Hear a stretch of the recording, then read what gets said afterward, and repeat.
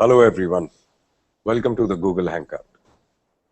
We're very sorry, we apologize for the delay because we were told that the whole system crashed. There was so much of traffic and it took us an hour to manage that. But anyways, now that we start,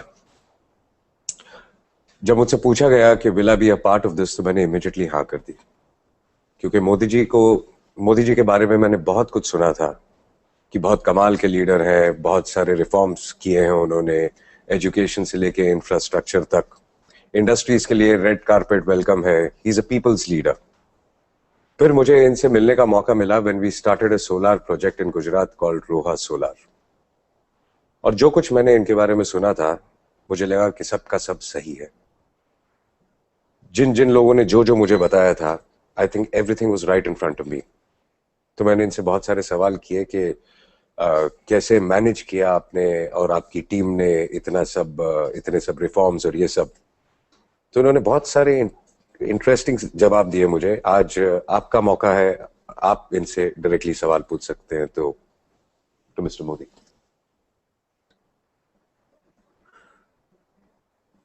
मित्रों नमस्ते। ये मेरा सौभाग्य है कि मुझे आज विश्व भर में फैले हुए भारत के संबंध में जिज्ञासा रखने वाले लोगों से और भारत के प्रति प्रेम रखने वाले आप सबसे मिलने का अवसर मिला है। भाई अजय जी ने कहा कि इतना ट्रैफिक बढ़ गया, लाखों की तादाद में एक साथ लोग इस पर आ गए और उसके कारण कठिनाई ये हो गई कि करीब आधा पौना घंटा आप लोगों का खराब हो गया। मैं इसके लिए आपकी क्षमा मांगता हूं।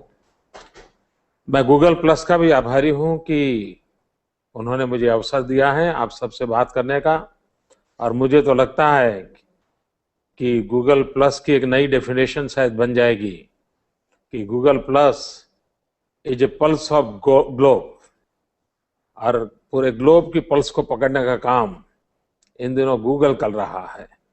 तो मैं गूगल के मित्रों का भी आभारी हूं, और मैं देख रहा हूं उनके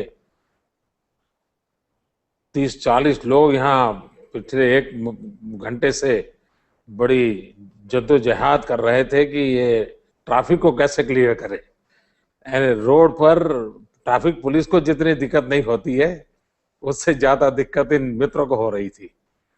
खैर मित्रों, ये स्वामी विवेकानंद जी की 150वीं जयंती हम मना रहे हैं और उस युवा शक्ति वर्ष के रूप में मना रहे हैं।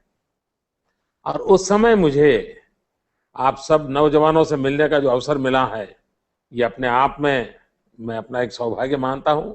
स्वामी विवेकानंद जी का सपना था भारत माता विश्व गुरु बने। क्या हम सब मिलकर के स्वामी विवेकानंद के इन सपनों को पूरा कर सकते हैं? मेरी आत्मा कहती है कि 120 करोड़ के देश में वो ताकत है कि स्वामी विवेकानंद के सपनों को पूरा कर सकते हैं। 150वीं जयंती जब मना रहे हैं तब उन सपनों को पूरा करने का प्रयास करने का एक संकल्प का अवसर बने, इस दृष्टि से हम आगे बढ़ रहे हैं। मित्रों, मेरी आप सबसे गुजारिश है, एक के बाद एक आपकी भावनाओं को मैं समझने की कोशिश करूंगा, आपके सवालों का जवाब देने का प्रयास करूंगा। मैं ये तो दावा नहीं करता हूं कि आपके हर सवाल का जवाब आपको संतोष देगा, लेकिन मैं इतना वादा करता हूं, मैं जो भी कहूंगा दिल से कहूंगा, आपसे कुछ भी छुपा के नहीं रखूंगा। आपका पूरा अधिकार है लोकतंत्र में मुझसे हर सवाल पूछने का, और मेरा दायित्व बनता है हर सवाल का जवाब देना। तो आइए प्रारंभ करें। तो फिर शुरू करते हैं। पहला सवाल पवन कौशल है गुड़गांव से। तो पवन आप हैं? Yes thanks Ajay. अपने बारे में कुछ बताइए and you can ask your question. आदरणीय मोदी जी नमस्ते।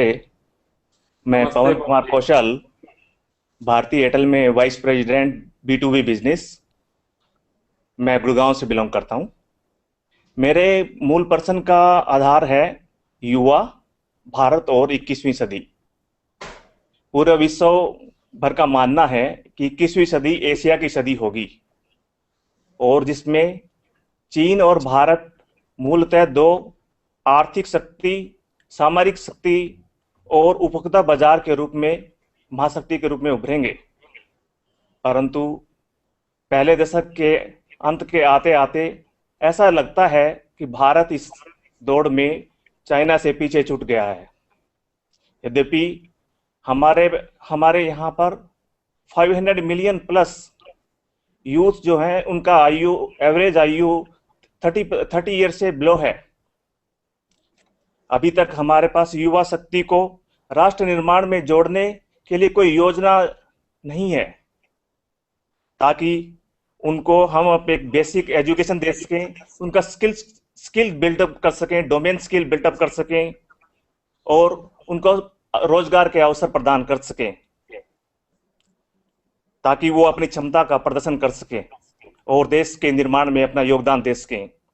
स्वामी विवेकानंद के सपनों को साकार करने के लिए आज पूरा भारतवर्ष आपसे बड़ी उम्मीदों की तरफ देख रहा है। मैं आपसे आशा करता हूं कि आप हमारा इस दिशा में युवाओं का मार्गदर्शन करें। धन्यवाद। पवन जी, आपके दिल में जो दर्द है ना, वही देश की बहुत बड़ी ताकत है। और ऐसे करोड़ों लोग देश के नौजवान हैं जिनके मन में ये दर्द है, ये पीड़ा है कि हमारा देश आगे क्यों नहीं बढ़ रहा है। मैं समझता हूं ये दर्द अपने आप में एक बहुत बड़ी शक्ति है। जहां तक आपने कहा कि 21वीं सदी एशिया की सदी है, ये दुनिया ने स्वीकार किया हुआ है। 21वीं सदी एशिया की है तो क्या वो हिंदुस्तान की सदी बनेगी या चाइना की सदी बनेगी, इसकी डिबेट चल रही है। मित्रों, जब जब विश्व मानव जात ने ज्ञान युग में प्रवेश किया है, तब भारत ने नेतृत्व किया है। 21वीं सदी ज्ञान की सदी है, सामरिक संसाधनों की सदी नहीं है, आर्थिक संपन्नता की सदी नहीं है। और जहां ज्ञान की सदी का सवाल है, तब मैं बहुत अंतर्मन से मानता हूं कि इस सदी में भारत नेतृत्व करेगा और पूरी शक्ति के साथ नेतृत्व करेगा और विश्व कल्याण के मार्ग पर जाएगा। दूसरा विषय जो आपने कहा, ये बात सही है कि हमारा देश डेमोग्राफिकली विश्व का सबसे युवान देश है। 65% पॉपुलेशन आज देश की 35 से नीचे है। और जिस देश के पास इतना बड़ा युवा वर्कफोर्स हो, अगर उसको ठीक ढंग से चैनलाइज किया जाए तो हम देश की बहुत बड़ी सेवा कर सकते हैं। और उसमें एक महत्वपूर्ण काम है स्किल डेवलपमेंट। आपकी बात सही है कि चाइना ने स्किल डेवलपमेंट को बहुत महत्व दिया है। हजारों की तादाद में स्किल डेवलपमेंट के काम चल रहे हैं। भारत ने भी उस दिशा में कुछ प्रयास आरंभ किए हैं, लेकिन गुजरात ने विशेष रूप से इस पर बल दिया है। हम स्वामी विवेकानंद जी की 150वीं जयंती को युवा वर्ष के रूप में मना रहे हैं, लेकिन उसमें स्पेशल फोकस हमारा है स्किल डेवलपमेंट। और हमने पूरे गुजरात में इतनी बहुत बड़ी मात्रा में, इतने क्षेत्रों में स्किल डेवलपमेंट के काम को शुरू किया है कि जिसके कारण वैल्यू एडिशन हो रहा है, एक प्रॉपर वर्कफोर्स तैयार हो रहा है और हम ग्लोबली कॉम्पिटिटिव बने। विश्व के बाजार को कब्जा करने का सपना देख करके हम मैन्युफैक्चरिंग की दुनिया में हमारे स्किल का उपयोग करें, इसकी ओर हम ध्यान दे रहे हैं। और मुझे विश्वास है कि भारत विश्व गुरु बनेगा। भारत की युवा शक्ति पूरे विश्व में भारत का नाम रोशन करेगी। जब तक आईटी का जमाना नहीं आया था, दुनिया हिंदुस्तान की तरफ देखने को तैयार नहीं थी।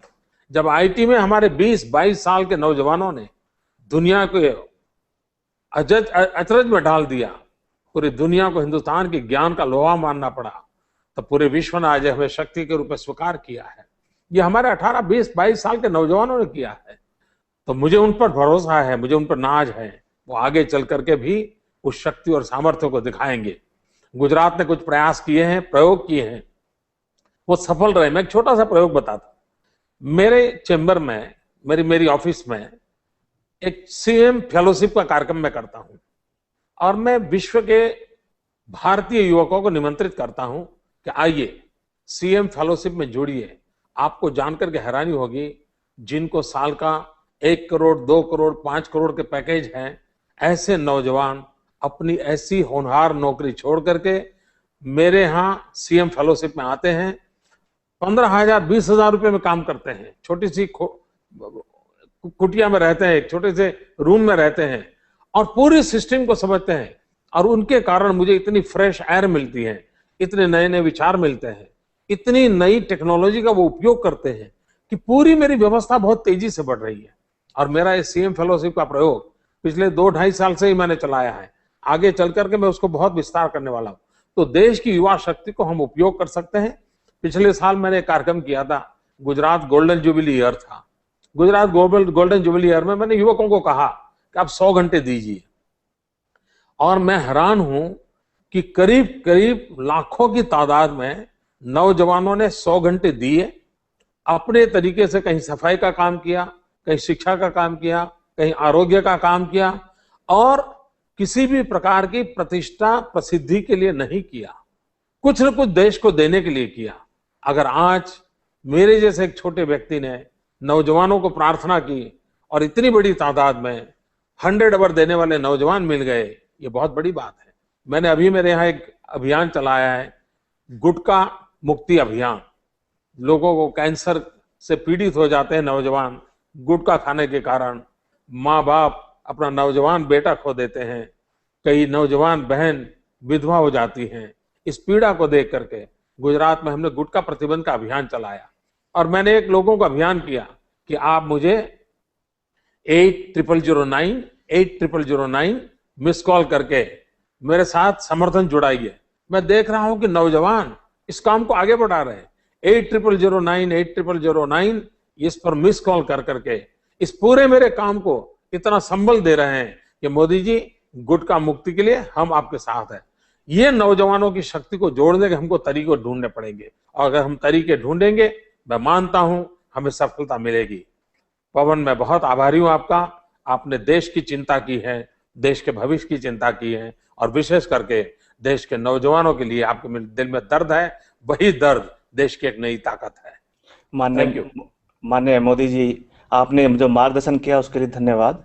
मैं आपसे अपेक्षा करता हूं कि आपके गुजरात से बाहर पूरे देश के युवाओं का मार्गदर्शन कीजिए। हम सब युवा भी आपके साथ कदम से कदम मिलाने के लिए तैयार खड़े हैं। धन्यवाद। थैंक यू पवन। मुझे और ऐसा लगता है कि जो की टू प्रोग्रेस अगर देश का है तो वो एजुकेशन है। राइट। जिसमें आप कुछ कहना चाहेंगे कि आप? देखिए, शिक्षा के क्षेत्र में हमारी आवश्यकता है कि हम प्राइमरी एजुकेशन पर बल दें, एजुकेशनल इंफ्रास्ट्रक्चर पर बल दें, और उसके बड़े से साथ साथ अच्छे टीचरों पर बल दें। आप जानते हैं कि आज किसी भी माँ बाप को पूछ लिया जाए कि आपके जीवन की एक पहली प्राथमिकता क्या है, हिंदुस्तान के अमीर से अमीर व्यक्ति को भी पूछोगे, गरीब से गरीब व्यक्ति को पूछोगे, तो जवाब ये देगा कि मेरी प्राथमिकता है मेरे बच्चों की शिक्षा। हर व्यक्ति को अपने बच्चों की शिक्षा की चिंता है। अमीर से अमीर आदमी को भी बच्चों की शिक्षा की चिंता है। और बच्चों की शिक्षा का मतलब ये नहीं है कि एयर कंडीशन स्कूल, उसकी अपेक्षा है अच्छे टीचर। हमारे देश में अच्छे टीचर का निर्माण हो, इस पर एक नए तरीके से सोचने की आवश्यकता है। हमारे IIM चलते हैं, IIM से पढ़ करके CEO निकलते हैं। दुनिया की कंपनियों को बढ़िया ढंग से चलाने वाले CEO को पैदा करने का काम हिंदुस्तान की कई IIM के द्वारा हो रहा है। क्यों ना हम एक नया इनिशिएटिव ले। मित्रों, मैंने गुजरात के अंदर एक इनिशिएटिव लिया है, Indian institute of teachers education, IITE।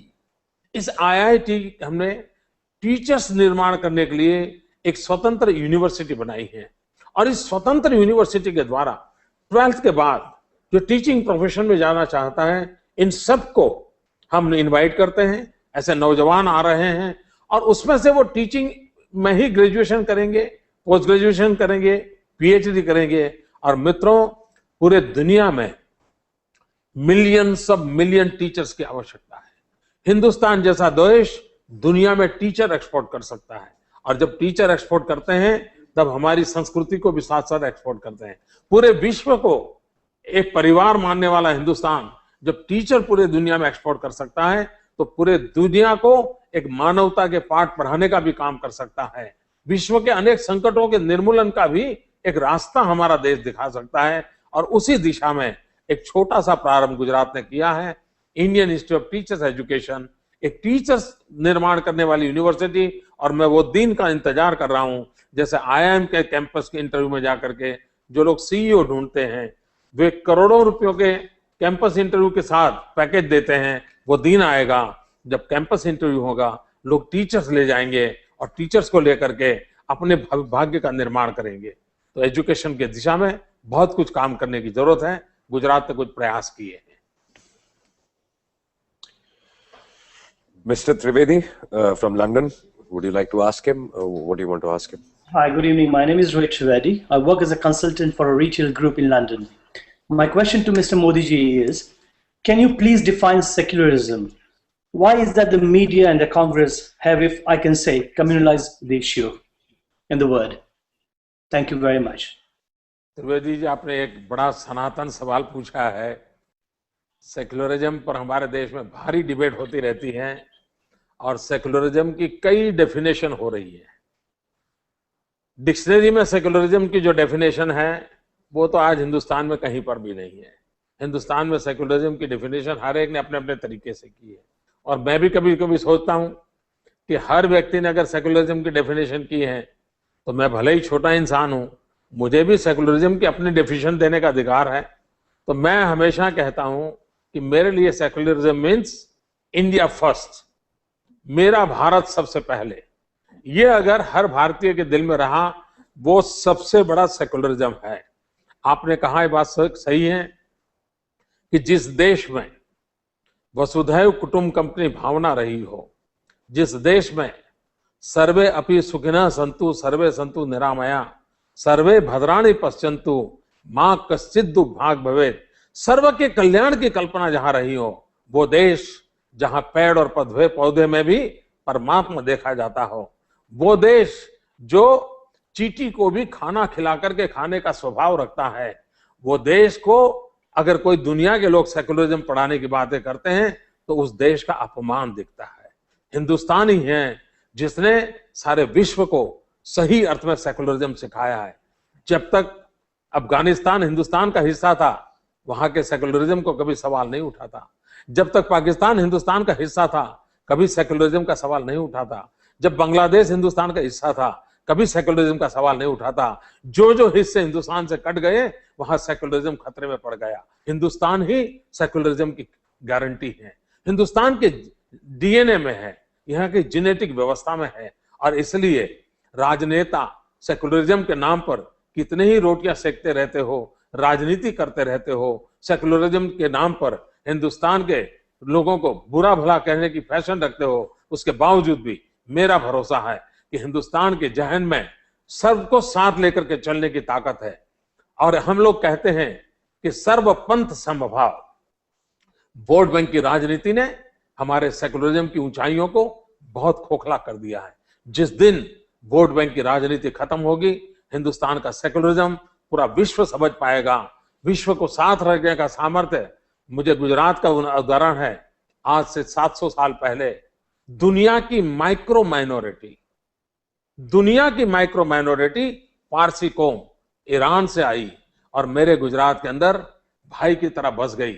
आज हमारे यहाँ दुनिया की माइक्रो माइनॉरिटी गुजरात में रहती है और सबसे सुखी है, सबसे सुखी संतोषी हैं। ये मैं गुजरात के अनुभव से कह सकता हूं। ये हिंदुस्तान की ताकत है और उस ताकत में हमें नाज होना चाहिए। हम पूरे विश्व को अपना मानने वाले लोग हैं, पूरे विश्व को एक परिवार मानने वाले लोग हैं और इसलिए सेक्युलरिज्म पर कोई खतरा नहीं है। सेक्युलरिज्म की समझ को कुछ लोगों ने नुकसान पहुंचाया है। वोट बैंक की राजनीति खत्म हो जाएगी तो वो भी ठीक हो जाएगा, ये मेरा विश्वास है। Thank you very much for your answer, and I wish you all the best for your coming election, and wish I can work as a volunteer for you one day. Thank you. Thank you. Mr. Mani Bhushan from Bangalore. Good evening mister Ajay Devgan, Narendra Modi ji, और मैं आपने आपके इस पहल का तहे दिल से स्वागत करता हूँ। चलिए, माय क्वेश्चन इज, जैसा कि हम सभी जानते हैं आजकल maximum number of youth don't want to involve themselves in politics because इसका एक ही रीजन है कि पॉलिटिशियन का bad image, even if they want their family will not allow to do so. तो आपका क्या इस पर पॉइंट ऑफ व्यू है? बिकॉज वी ऑल नो कि until and unless youth will not be active, we cannot expect India to be a developed country by 2020 or before that. What you wanted to say or how you would like to convey them? देखिए, राजनीति अपने आप में खराब नहीं है। ये देखा जाए तो भगवान कृष्ण किस चीज से जुड़े हुए थे? वो जो सारा कारोबार था वो अपने आप में राजनीति थी। भगवान रामचंद्र किससे जुड़े थे? वो जो कारोबार था वो अपने आप में राजनीति थी। भगवान बुद्ध कहाँ पैदा हुए थे? राज परिवार में पैदा हुए थे।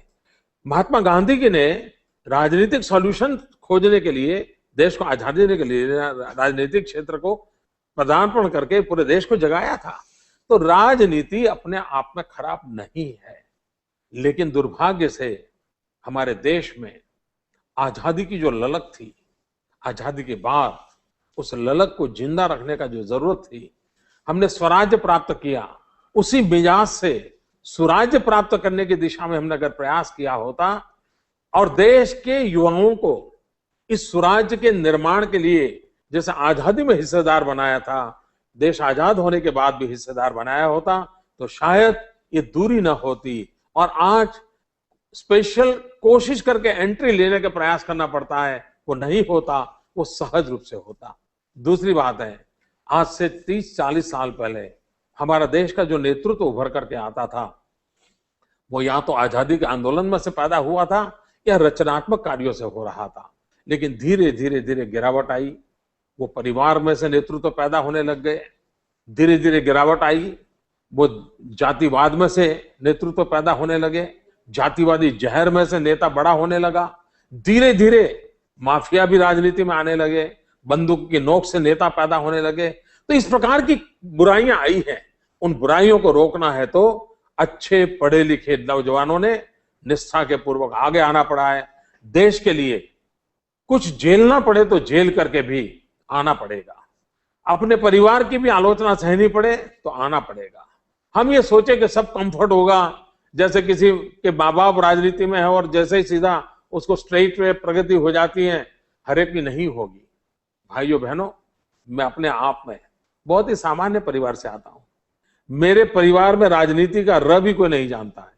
मेरे पिताजी कभी गांव के अंदर भी क्या पद होता है वो जानते नहीं थे, लेकिन मैं हिम्मत के साथ समाज के लिए कुछ करने के लिए निकल पड़ा। राजनीति रास्ता बनाती चली और आज मुझे गर्व है कि राजनीति की वो ताकत होती है कि जहां बैठा हुआ व्यक्ति नीति निर्धारण कर सकता है, पॉलिसी फ्रेमवर्क बना सकता है और पीढ़ी तक उसका प्रभाव पैदा कर सकता है।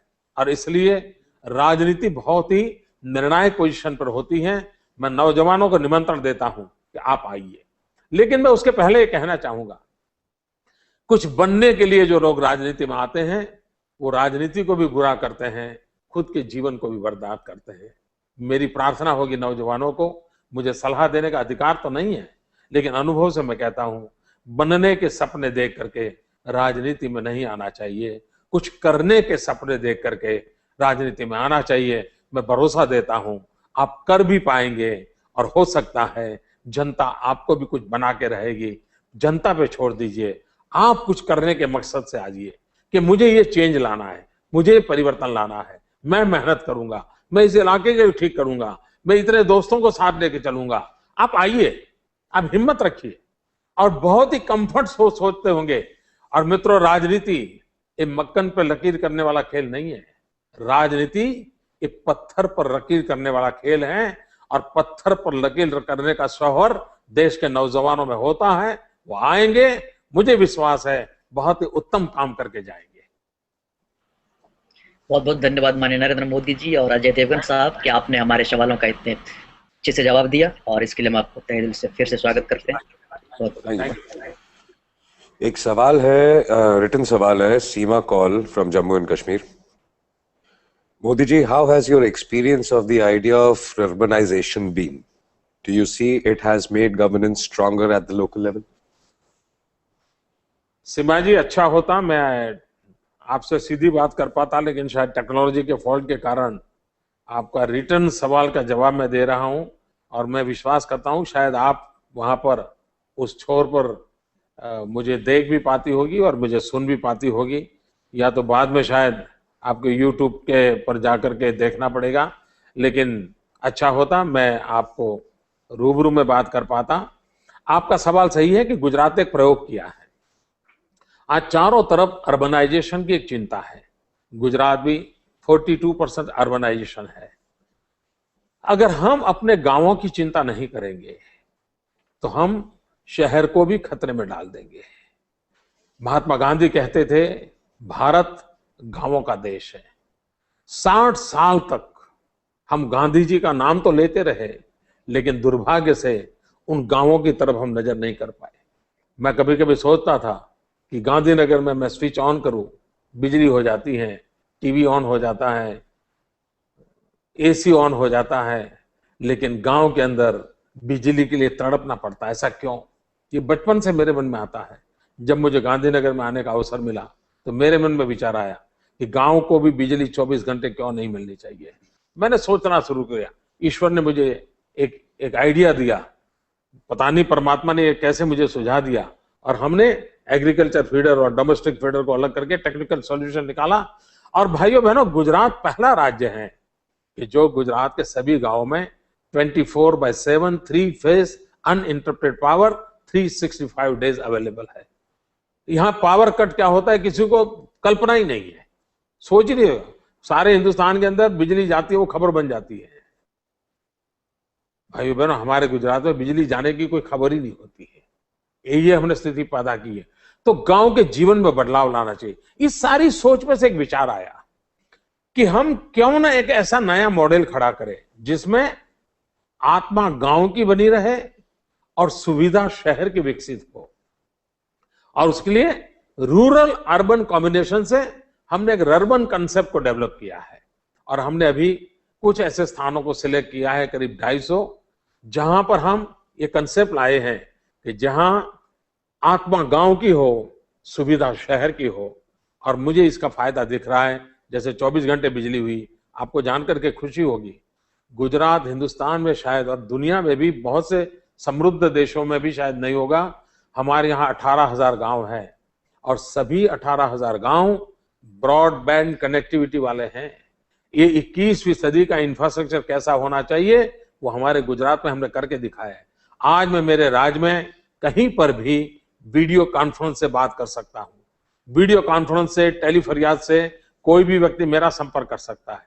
तो हमने गवर्नेंस को और अजूत मजबूत करने में टेक्नोलॉजी का, ई गवर्नेंस का, इंफॉर्मेशन टेक्नोलॉजी का, कम्युनिकेशन टेक्नोलॉजी का भरसक प्रयास किया है। लेकिन गवर्नेंस को स्ट्रेंथन करने के लिए हमने एक तालुका सरकार कंसेप्ट विकसित किया है, जिसमें सारे निर्णय तहसील खुद क्यों न करे। अपने विकास के मॉडल को तहसील खुद क्यों न तैयारी करे। तहसील अपनी समस्याओं का समाधान खोजने के लिए क्यों ना आए, और रिसोर्स न हो तो स्टेट उसको मदद करे, लेकिन उसके अपने पोटेंशियल का पूरा उपयोग करे।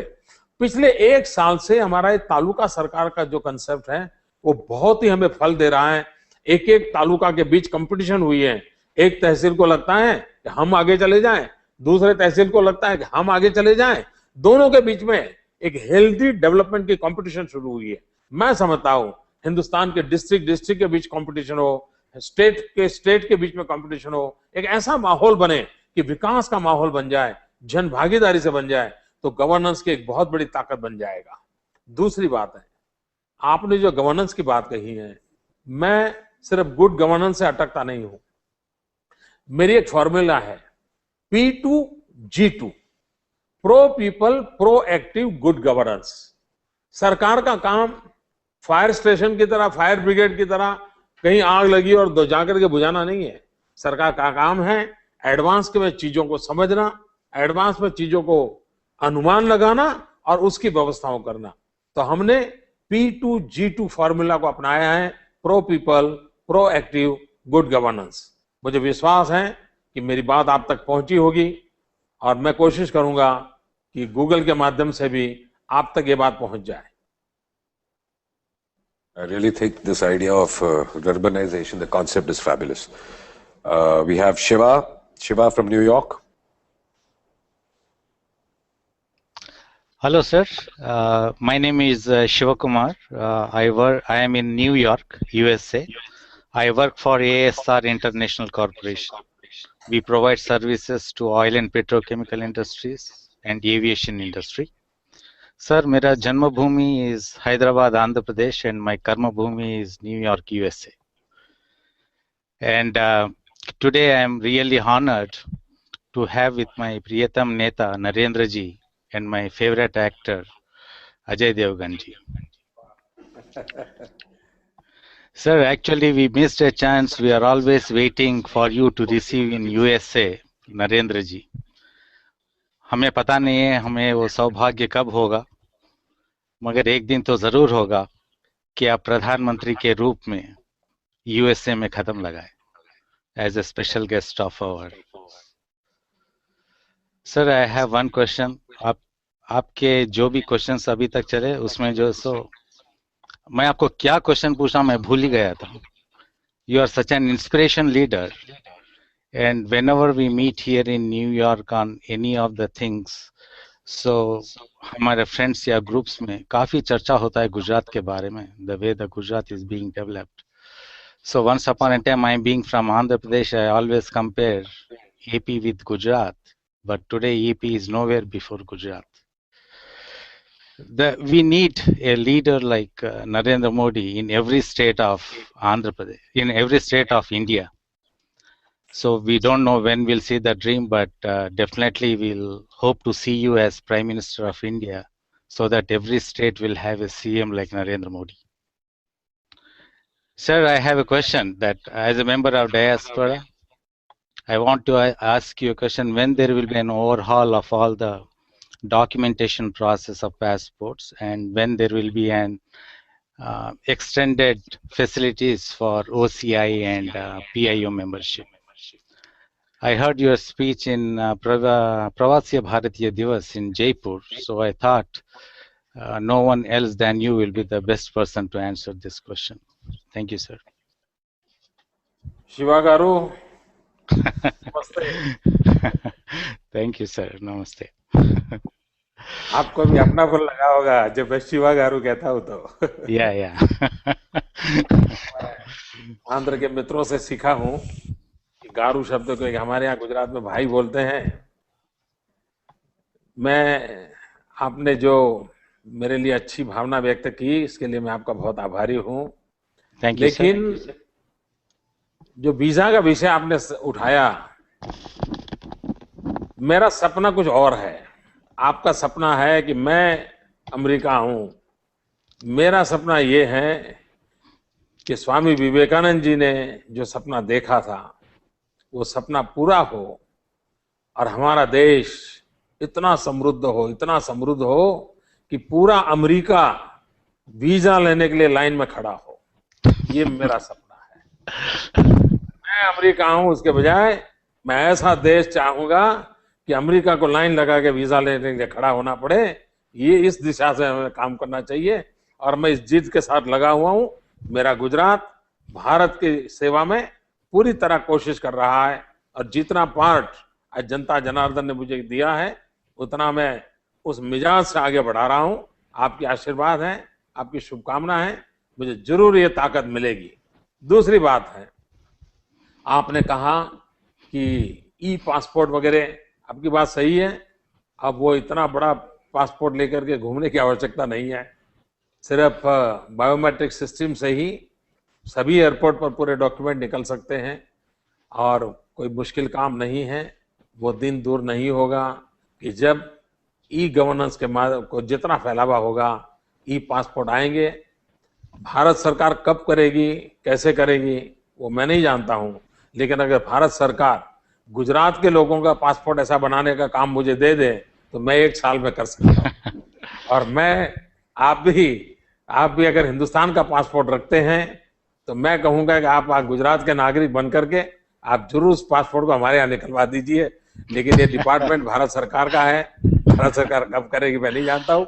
लेकिन कोई जरूरत नहीं है आज इतने सारे डॉक्यूमेंट लेकर के घूमने की. और कभी पासपोर्ट चोरी हो जाए और उसमें झूठे लोग अपना फोटो लगा करके एक दूसरे देशों में चले जाएं, टेररिज्म की एक्टिविटी करें, गुनहगार लोग भाग जाएं, ये सारे संकटों से बचाया जा सकता है और टेक्नोलॉजी बहुत बड़ी मदद कर सकती है.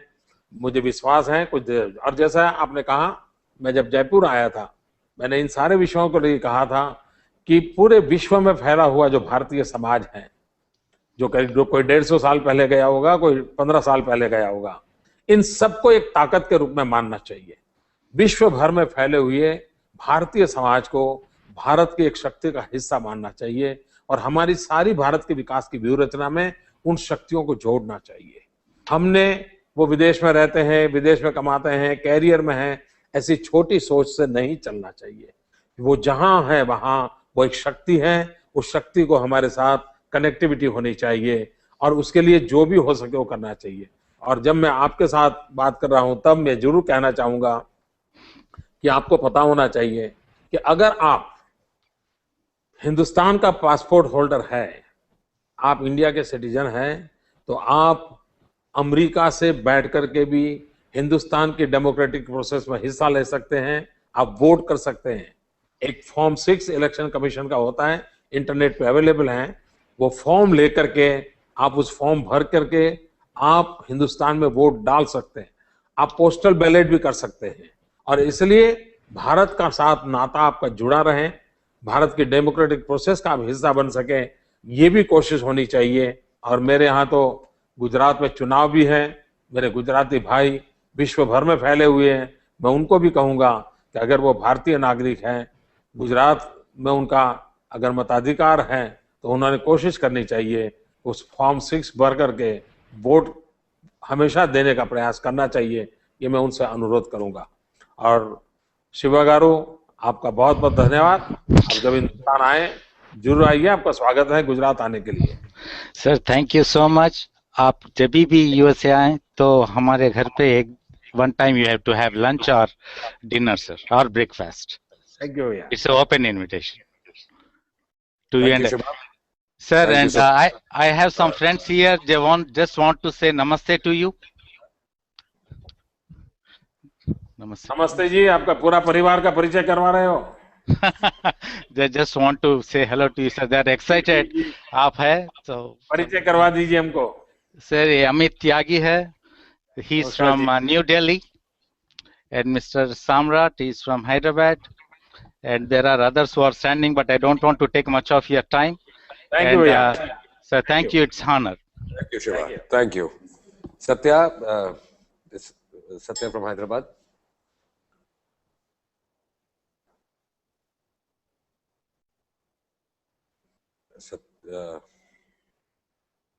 Is Satya there or should we move on? Yes, I'm there. Hello. Okay. Namaste Ajay ji, I'm there. नमस्ते, just I was talking with Hyderabadian from New York. नहीं, हैदराबाद से ही बात कर रहे सर। हिंदुस्तान के रहने वाले तो हिंदुस्तानी रह के इधर ही रह गए। मेरा नाम सत्यलक्ष्मी है, हैदराबाद की रहने वाली हूँ, सॉफ्टवेयर कंपनी में काम करती हूँ, साथ साथ मैं टीचर भी हूँ। जैसे कि आपने बोला कि टीचरों की बहुत ज़रूरत है हमारे लिए, तो मेरे को अच्छा लगता है टीचिंग करना और मैं टीचर भी हूँ। मेरा सवाल ये है, पिछले कुछ दिनों में देखा जाए गुजरात में लड़कियों की संख्या जो है लड़कों की संख्या की गणना में बहुत कम थी। आपके शासन के 10 साल में ये संख्या जो है बहुत अच्छी वृद्धि हो गई है, लड़कियों की संख्या जो है वो अच्छी वृद्धि हो गई है। आपने ऐसा क्या जादू किया कि लोगों की दृष्टि बदल गई है, सोच बदल गई है, जिससे इतना अच्छा बदलाव आया? सत्या जी, आपने मेरे हृदय को छूने वाला सवाल पूछ लिया है। It touch to my heart. मैं आपको विस्तार से बताना चाहूंगा और शायद श्रोताओं को भी ये मेरे मन की बात सुनना अच्छा लगेगा।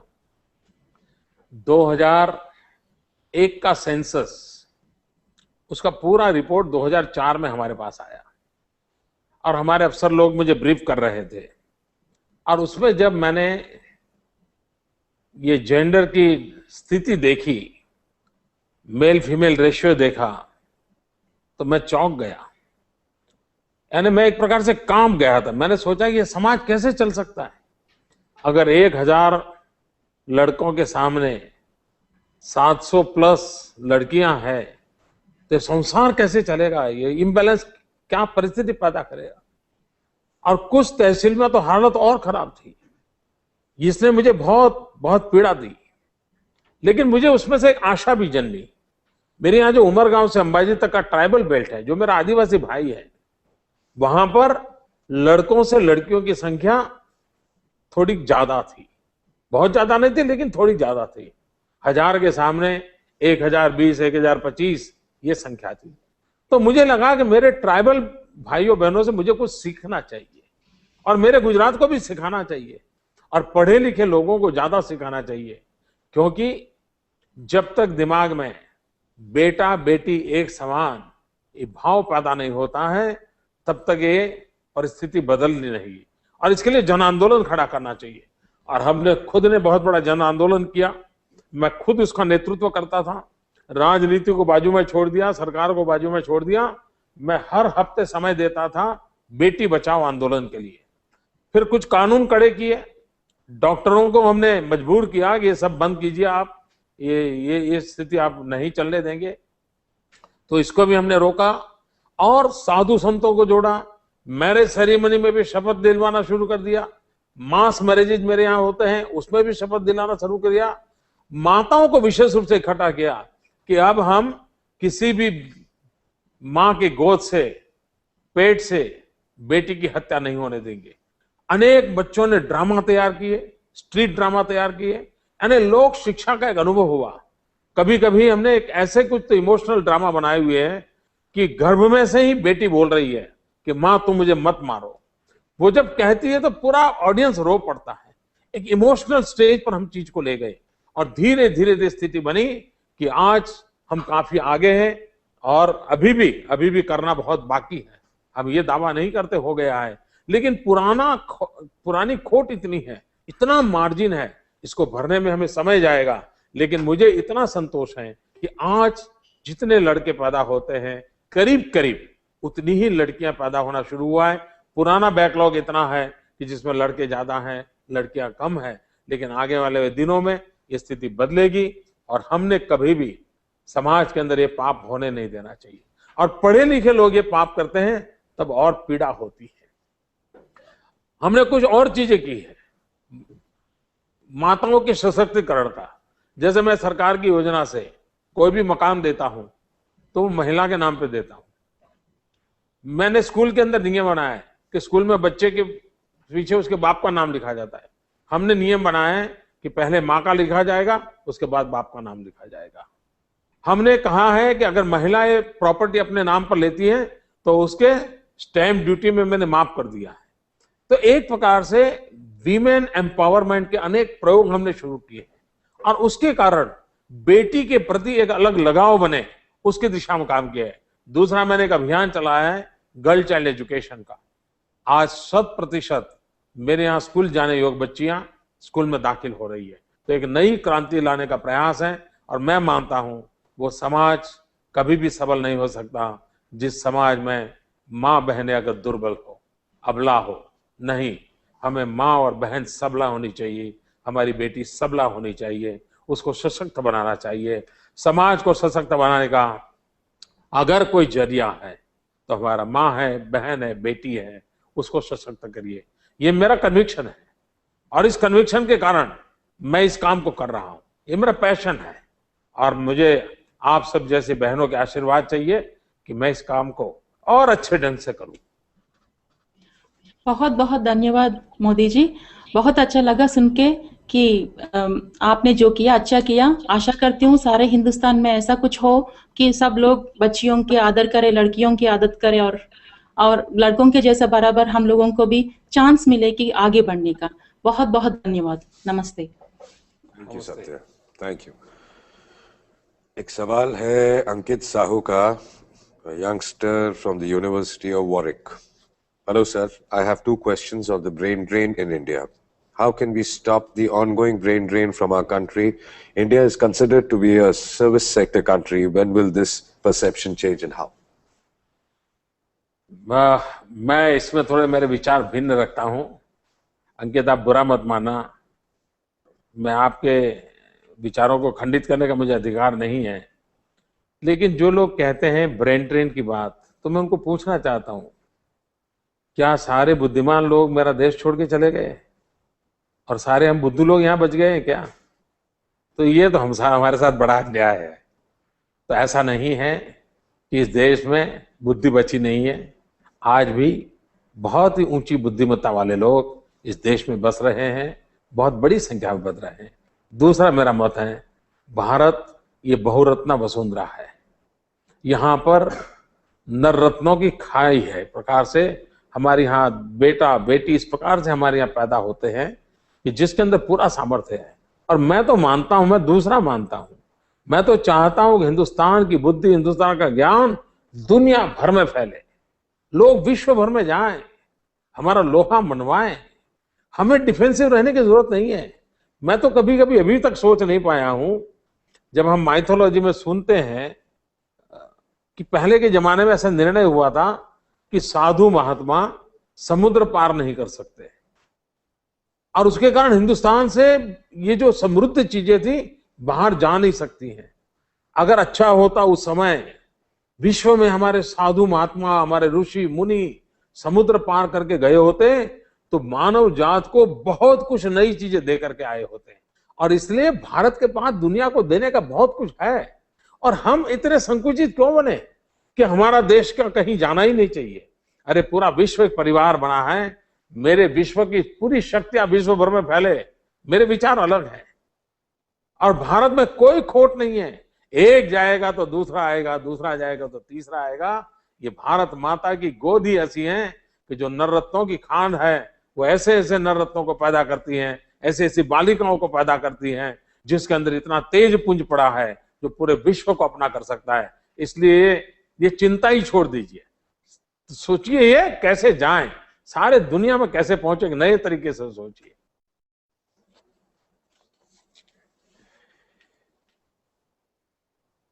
We have Atif from Mumbai. Hello sir. मैं पहली बार आपको ऐसा लाइव देख रहा हूँ और आपसे बात करके काफी खुशी हो रही है। क्या शुभ नाम है आपका? आतिफ लोधी। मैं मुंबई से हूँ, मैं सॉफ्टवेयर इंजीनियर हूँ यहाँ की एक आईटी फर्म में। तो मेरा सवाल ये था आपसे कि जैसा कि आप जानते होंगे मानेसर में 18 जुलाई को जो हादसा हुआ था मारुति सुजुकी फैक्ट्री में, जिसकी वजह से मैं समझता हूँ कि इन्वेस्टर्स के दिलों में काफ़ी गलत इंप्रेशन पहुंचा है। और अगर हम गुजरात की बात करें तो लेबर रिलेशंस काफ़ी पीसफुल रहे हैं इन द लास्ट डेकेड। तो आप इन्वेस्टर्स को किस तरह यकीन दिलाएंगे कि जो मानेसर में हुआ है वो गुजरात में नहीं होगा? देखिए, मानेसर को भी एक अपवाद रूप घटना के रूप में लेना चाहिए, इसे एक जनरल टोन में नहीं लेना चाहिए। और अपवाद रूप घटना में लेंगे तो मानेसर की बात को भी हरियाणा गवर्नमेंट को या हरियाणा स्टेट को भी अन्याय नहीं होना चाहिए। और मैं मानता हूं हमारे देश की छवि तब बनेगी कि जब हम इन बातों से ऊपर उठ करके सोचेंगे, चाहे घटना हरियाणा में होती हो, चाहे गुजरात में होती हो, चाहे बिहार में होती हो, आसाम में होती हो, हमारा सबके प्रति समान भाव होना चाहिए। ये भूमिका देश हित के लिए बहुत जरूरी है। मेरी भूमिका ये है कि हमने किसी के साथ अन्याय नहीं करना चाहिए। ऐसी घटनाएं घटे न घटे इस प्रकार अलग अलग बातें हो सकती है। मैं गुजरात एक्सपीरियंस को शेयर करता हूं, लेकिन इसको आप कृपा करके मानेसर के साथ मत जोड़िए। मानेसर में ऐसा हुआ, मोदी के यहाँ ऐसा हुआ, ऐसी तुलना न करें। कृपा करके मीडिया के लोगों से मेरी प्रार्थना है, ऐसी तुलना जरा भी मत करना। पूरे देश का एक ही चित्र जाना चाहिए। जहां तक गुजरात का सवाल है, बाय एंड लार्ज गुजरात एक एंटरप्रेन्योर सोसाइटी है। व्यापारी बुद्धि का आदमी रास्ते खोजना जानता है, और इसलिए वो टकराव बहुत कम पसंद करता है। और इसके कारण हमारे जेनेटिक सिस्टम में ही, कॉमर्स होने के कारण हमारे वेन में ही फाइनेंस दौड़ता रहता है, और इसलिए हम चीज को हम उस प्रकार से करते हैं। और उसमें हमने एक फैमिली लाइक एनवायरनमेंट क्रिएट किया है। लेबरर हो, मैनेजमेंट हो, इन्वेस्टर हो, गवर्नमेंट हो, ये चारों partner, they are one family for the progress, for the development. अगर ये फैमिली लाइक एनवायरनमेंट बना तो फिर तनाव कम से कम आते हैं।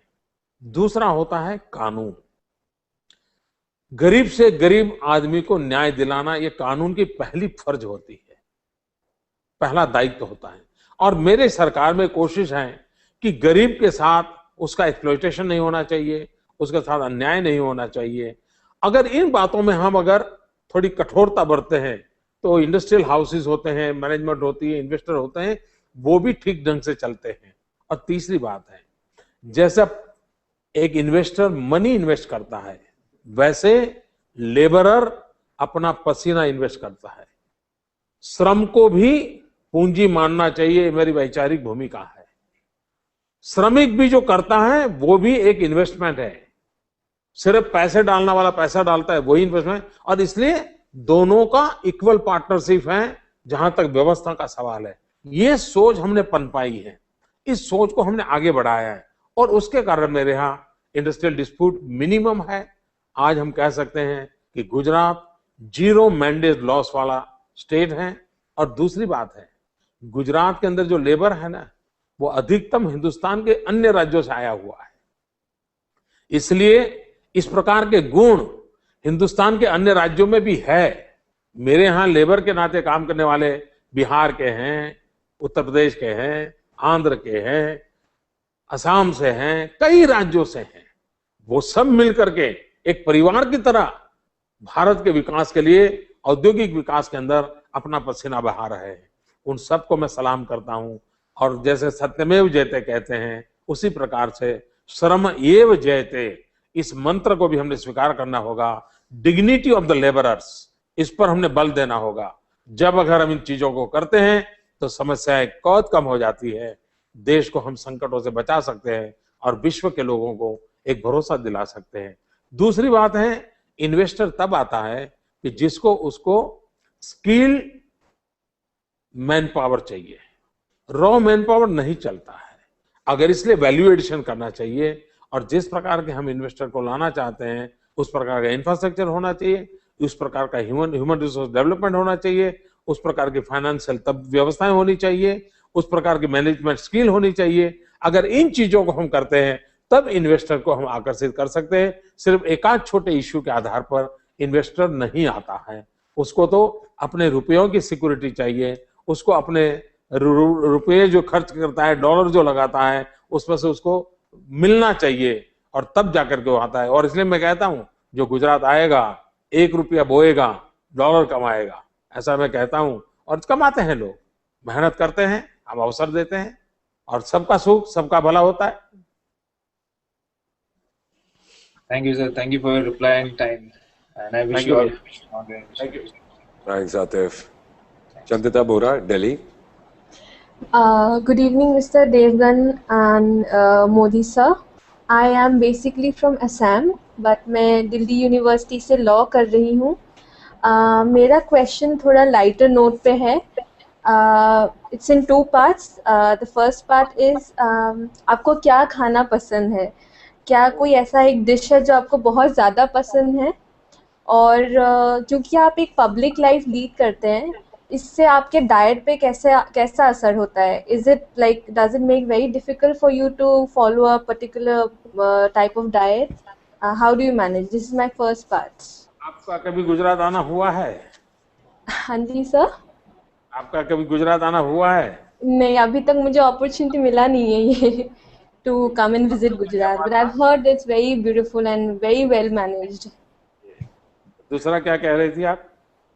आप एक पब्लिक लाइफ लीड करते हैं, तो इससे आपके डाइट पर क्या इफेक्ट होता है? How do you manage? सार्वजनिक जीवन में जो काम करता है उसका पेट कभी अच्छा नहीं होना चाहिए, ये मेरा मत है। क्योंकि जो सार्वजनिक जीवन में काम करता है वो उसकी लाइफ इरेगुलर होती है। आज एक गांव में तो कल दूसरे गांव में होता है, कभी यहाँ का पानी पीता है तो कभी वहाँ का पानी पीता है, कभी यहाँ का खाता है तो कभी वहाँ का खाता है।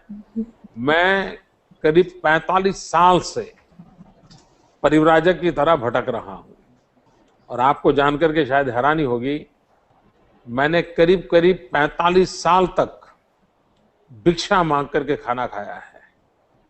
और जब मैं भिक्षा मांग करके खाता था तो उस घर में जो मिलता था वो मुझे खाना होता था और उसके कारण मुझे कोई वो टेस्ट नहीं रहा। और मैं लोगों के घर में ही खाता रहा हूँ क्योंकि मेरी अपनी कोई जीवन की आजीविका व्यवस्था नहीं थी, न कोई घर गृहस्थी है, तो मैं ऐसे ही लोगों के घर जाता था और खाना था और जो हाजिर होता था। और दूसरा, मेरे जीवन में एक नियम था कि कभी किसी के यहाँ कह करके खाना खाने नहीं जाता था। भोजन के समय वहां गया और अगर है तो खाता था। और इसलिए किसी को मैं अवसर नहीं देता था कि मेरे लिए कुछ खास बनाए।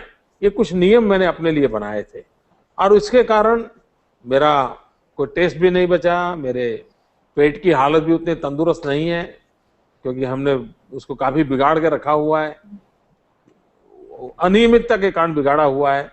और दूसरी बात है, मैं बहुत ही सिंपल खाना पसंद करता हूँ। मैंने आपको इसलिए पूछा गुजरात का, हाँ जी, आप जरूर कभी आए तो गुजराती डिश खाइए। गुजराती डिश और असमी डिश में थोड़ा कभी कभी मेलजोल होता है, थोड़ा स्वीट असमी डिश में भी होता है, गुजराती डिश में भी थोड़ा स्वीट होता है, तो एक प्रकार से वो पसंद आएगा। लेकिन मैं ज्यादातर खिचड़ी जैसी चीजें खाना पसंद करता हूँ। और मैं जो भोजन पटु लोग होते हैं, जो जीभ के बड़े शौकीन होते हैं, उन लोगों में से मैं नहीं हूँ। जो मिल जाए उसी से अपना गुजारा करने की मेरी आदत है और इसलिए डाइट के कॉन्शियस जो एक प्रकार का नेचर होना चाहिए वो मेरा नहीं है। ऑफ कोर्स मैं रेगुलर योगा करता हूँ, मैं एक्सरसाइज करता हूँ। मैं मन में एक सपना लेके चलता हूँ कि मेरा शरीर कभी भी मेरे देश के लिए, मेरे समाज के लिए बोझ नहीं बनना चाहिए, इसलिए वो स्वस्थ रहना चाहिए। किसी को भी मेरी सेवा के लिए 1 मिनट खर्च न करनी पड़े, किसी को मेरी सेवा में लगना न पड़े, ऐसा मेरा शरीर है। और मन करता है कि आखिरी सांस भी एक तंदुरुस्त शरीर के साथ छोड़ूं ताकि मैं कभी भी मेरे समाज के लिए, मेरे देश के लिए बोझ न बनूं। ये मेरा सपना है। Thank you sir. सर मेरा सेकंड पार्ट है, आपके जो बहुत ही फेमस और आइकॉनिक कुर्ते जो आप पहनते हैं, इसके पीछे कोई फैशन डिजाइनर है या फिर आप खुद चुनते हैं उन्हें? दरअसल ये बड़ा अजब का सवाल है। मैंने कहा ना, मैं 35 साल तक भटकता रहा हूँ जी। तो एक छोटे से झोले में मेरे कपड़े रहते थे और कपड़े मैं खुद धोता था।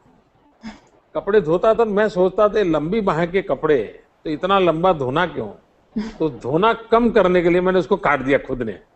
दूसरा, मेरी बैग में वो जगह तो ज्यादा लेते थे और मुझे वो एक्स्ट्रा लगता था, कोई उपयोग नहीं लगता था। सभ्यता के लिए जितने चाहिए कपड़े उतना होना चाहिए, उससे अधिक क्या जरूरत है। तो मैंने खुद ने मेरी बाहों को काट दिया, फिर वो मैं उसकी मुझे आदत हो गई, तो मैंने खुद ने इसको बनाया था। और धीरे धीरे पता नहीं क्यों पिछले 10 साल से ये फैशन बन गया है। मोदी कुर्ता एक नॉन कुर्ता बन गया है और आज बाजार में बिकता है। यूरोप अमेरिका में भी मोदी कुर्ता मिलता है। मुझे कल कोई बता रहा था, दिल्ली में कोई किसी को कोई कार्यक्रम करना था तो वो कहीं दिल्ली में उसको मोदी कुर्ता मिल गया। तो मुझे वो बता रहा था कि भाई अब पता नहीं वो कैसे बन गया है, लेकिन मैंने कुछ सोचा नहीं है। मेरी सिंप्लिसिटी का हिस्सा था, वह दुनिया के लिए फैशन बन गया है। जी sir, thank you so much sir. Thank you, thank you, thank you so much. मुझे तो अच्छा खाना बहुत ज्यादा पसंद है, बट हमारे काम में भी हमको डाइटिंग करते रहना पड़ता है। So let's take a short break and बाकी लोग, काफी लोग इंतजार कर रहे हैं, तो we meet them then. Thank you.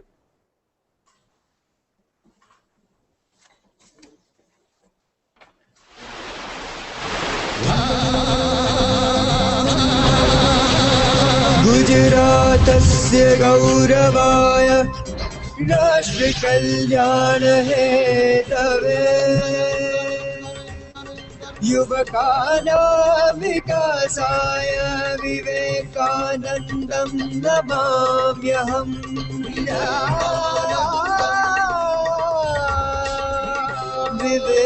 विवेकवाणी।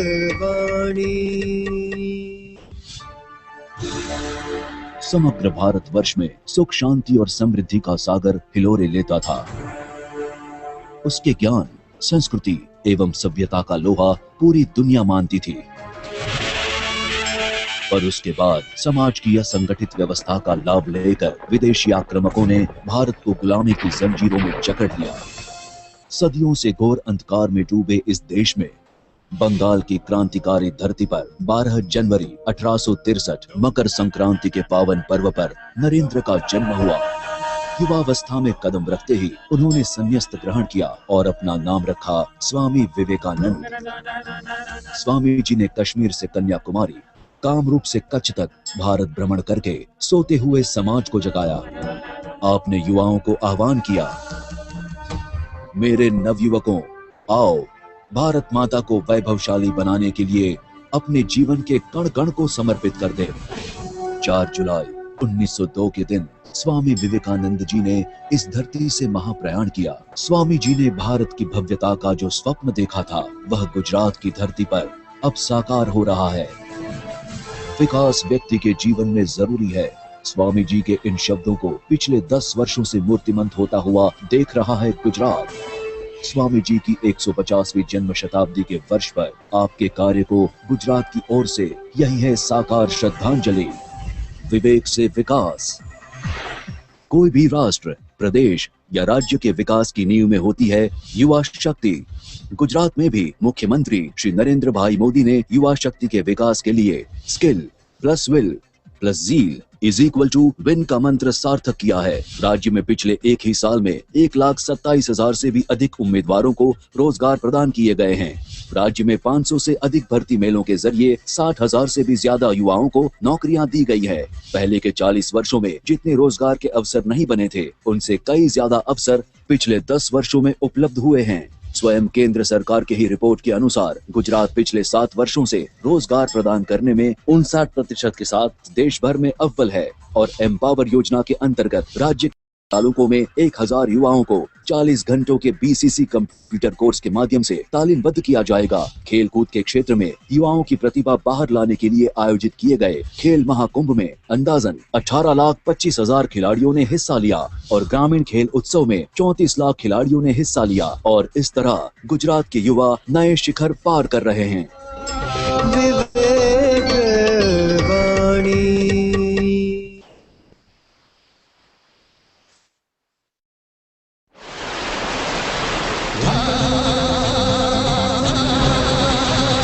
गुजरातस्य गौरवाय राष्ट्रकल्याण Hathaway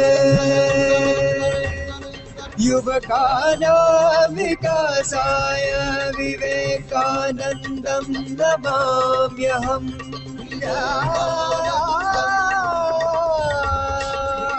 विवेकवाणी।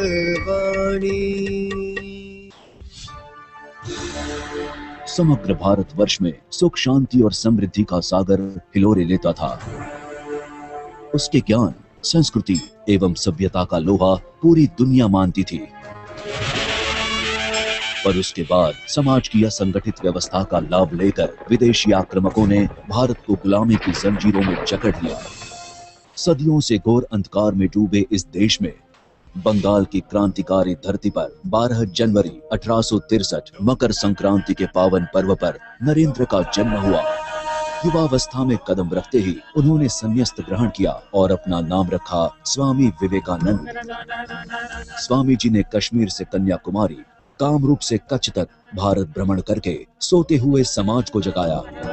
आपने युवाओं को आह्वान किया, मेरे नवयुवकों, आओ भारत माता को वैभवशाली बनाने के लिए अपने जीवन के कण कण को समर्पित कर दे।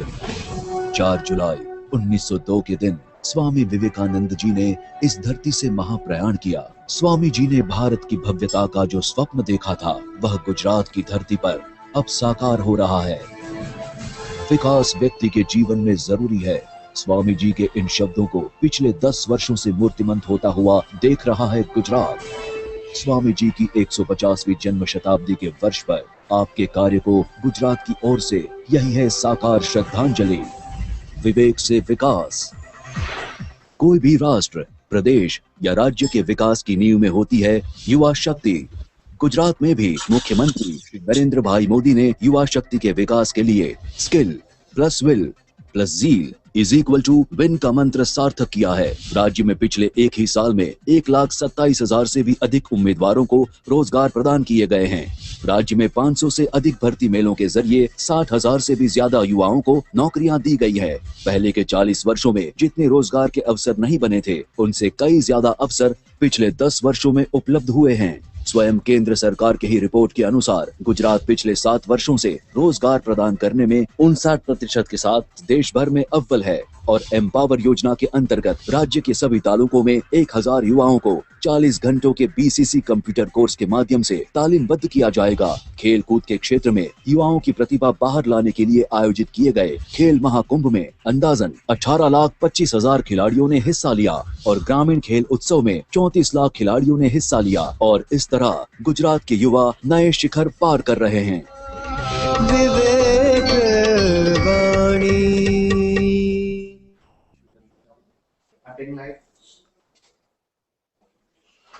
Hello guys, welcome back. और हमारे साथ अब 8 और लोग जुड़े हुए हैं, तो let's start chatting with them. पहली है शिल्पा बैंगलोर से। शिल्पा, नमस्कार मोदी जी, मैं बैंगलोर से हूँ। मैं वीडियो एडिटर हूँ। I am your biggest fan, so please forgive me if I stammer somewhere. My question to you is, how do you remain calm when the media uses such abusive language towards you? Don't you ever get frustrated?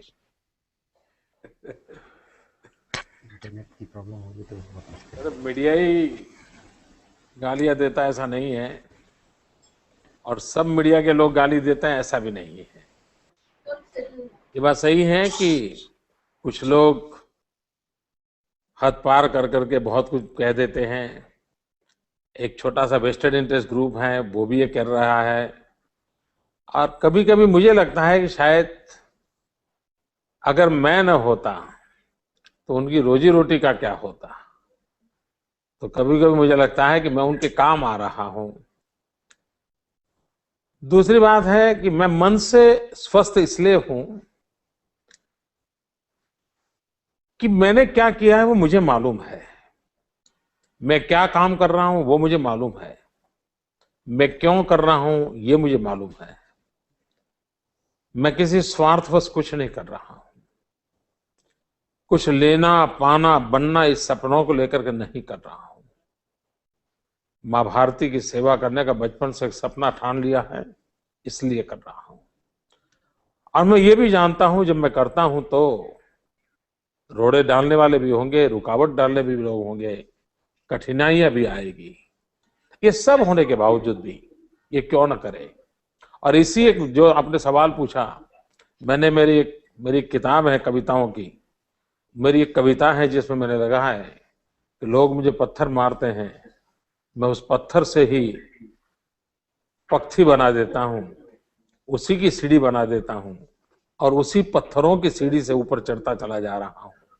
और इसलिए जो लोग मेरे पर आरोप लगाते हैं उससे भीतर पीड़ा जरूर होती है, लेकिन मैं कभी भी उसे व्यक्त नहीं होने देता और न ही मैं किसी का बुरा चाहता हूं।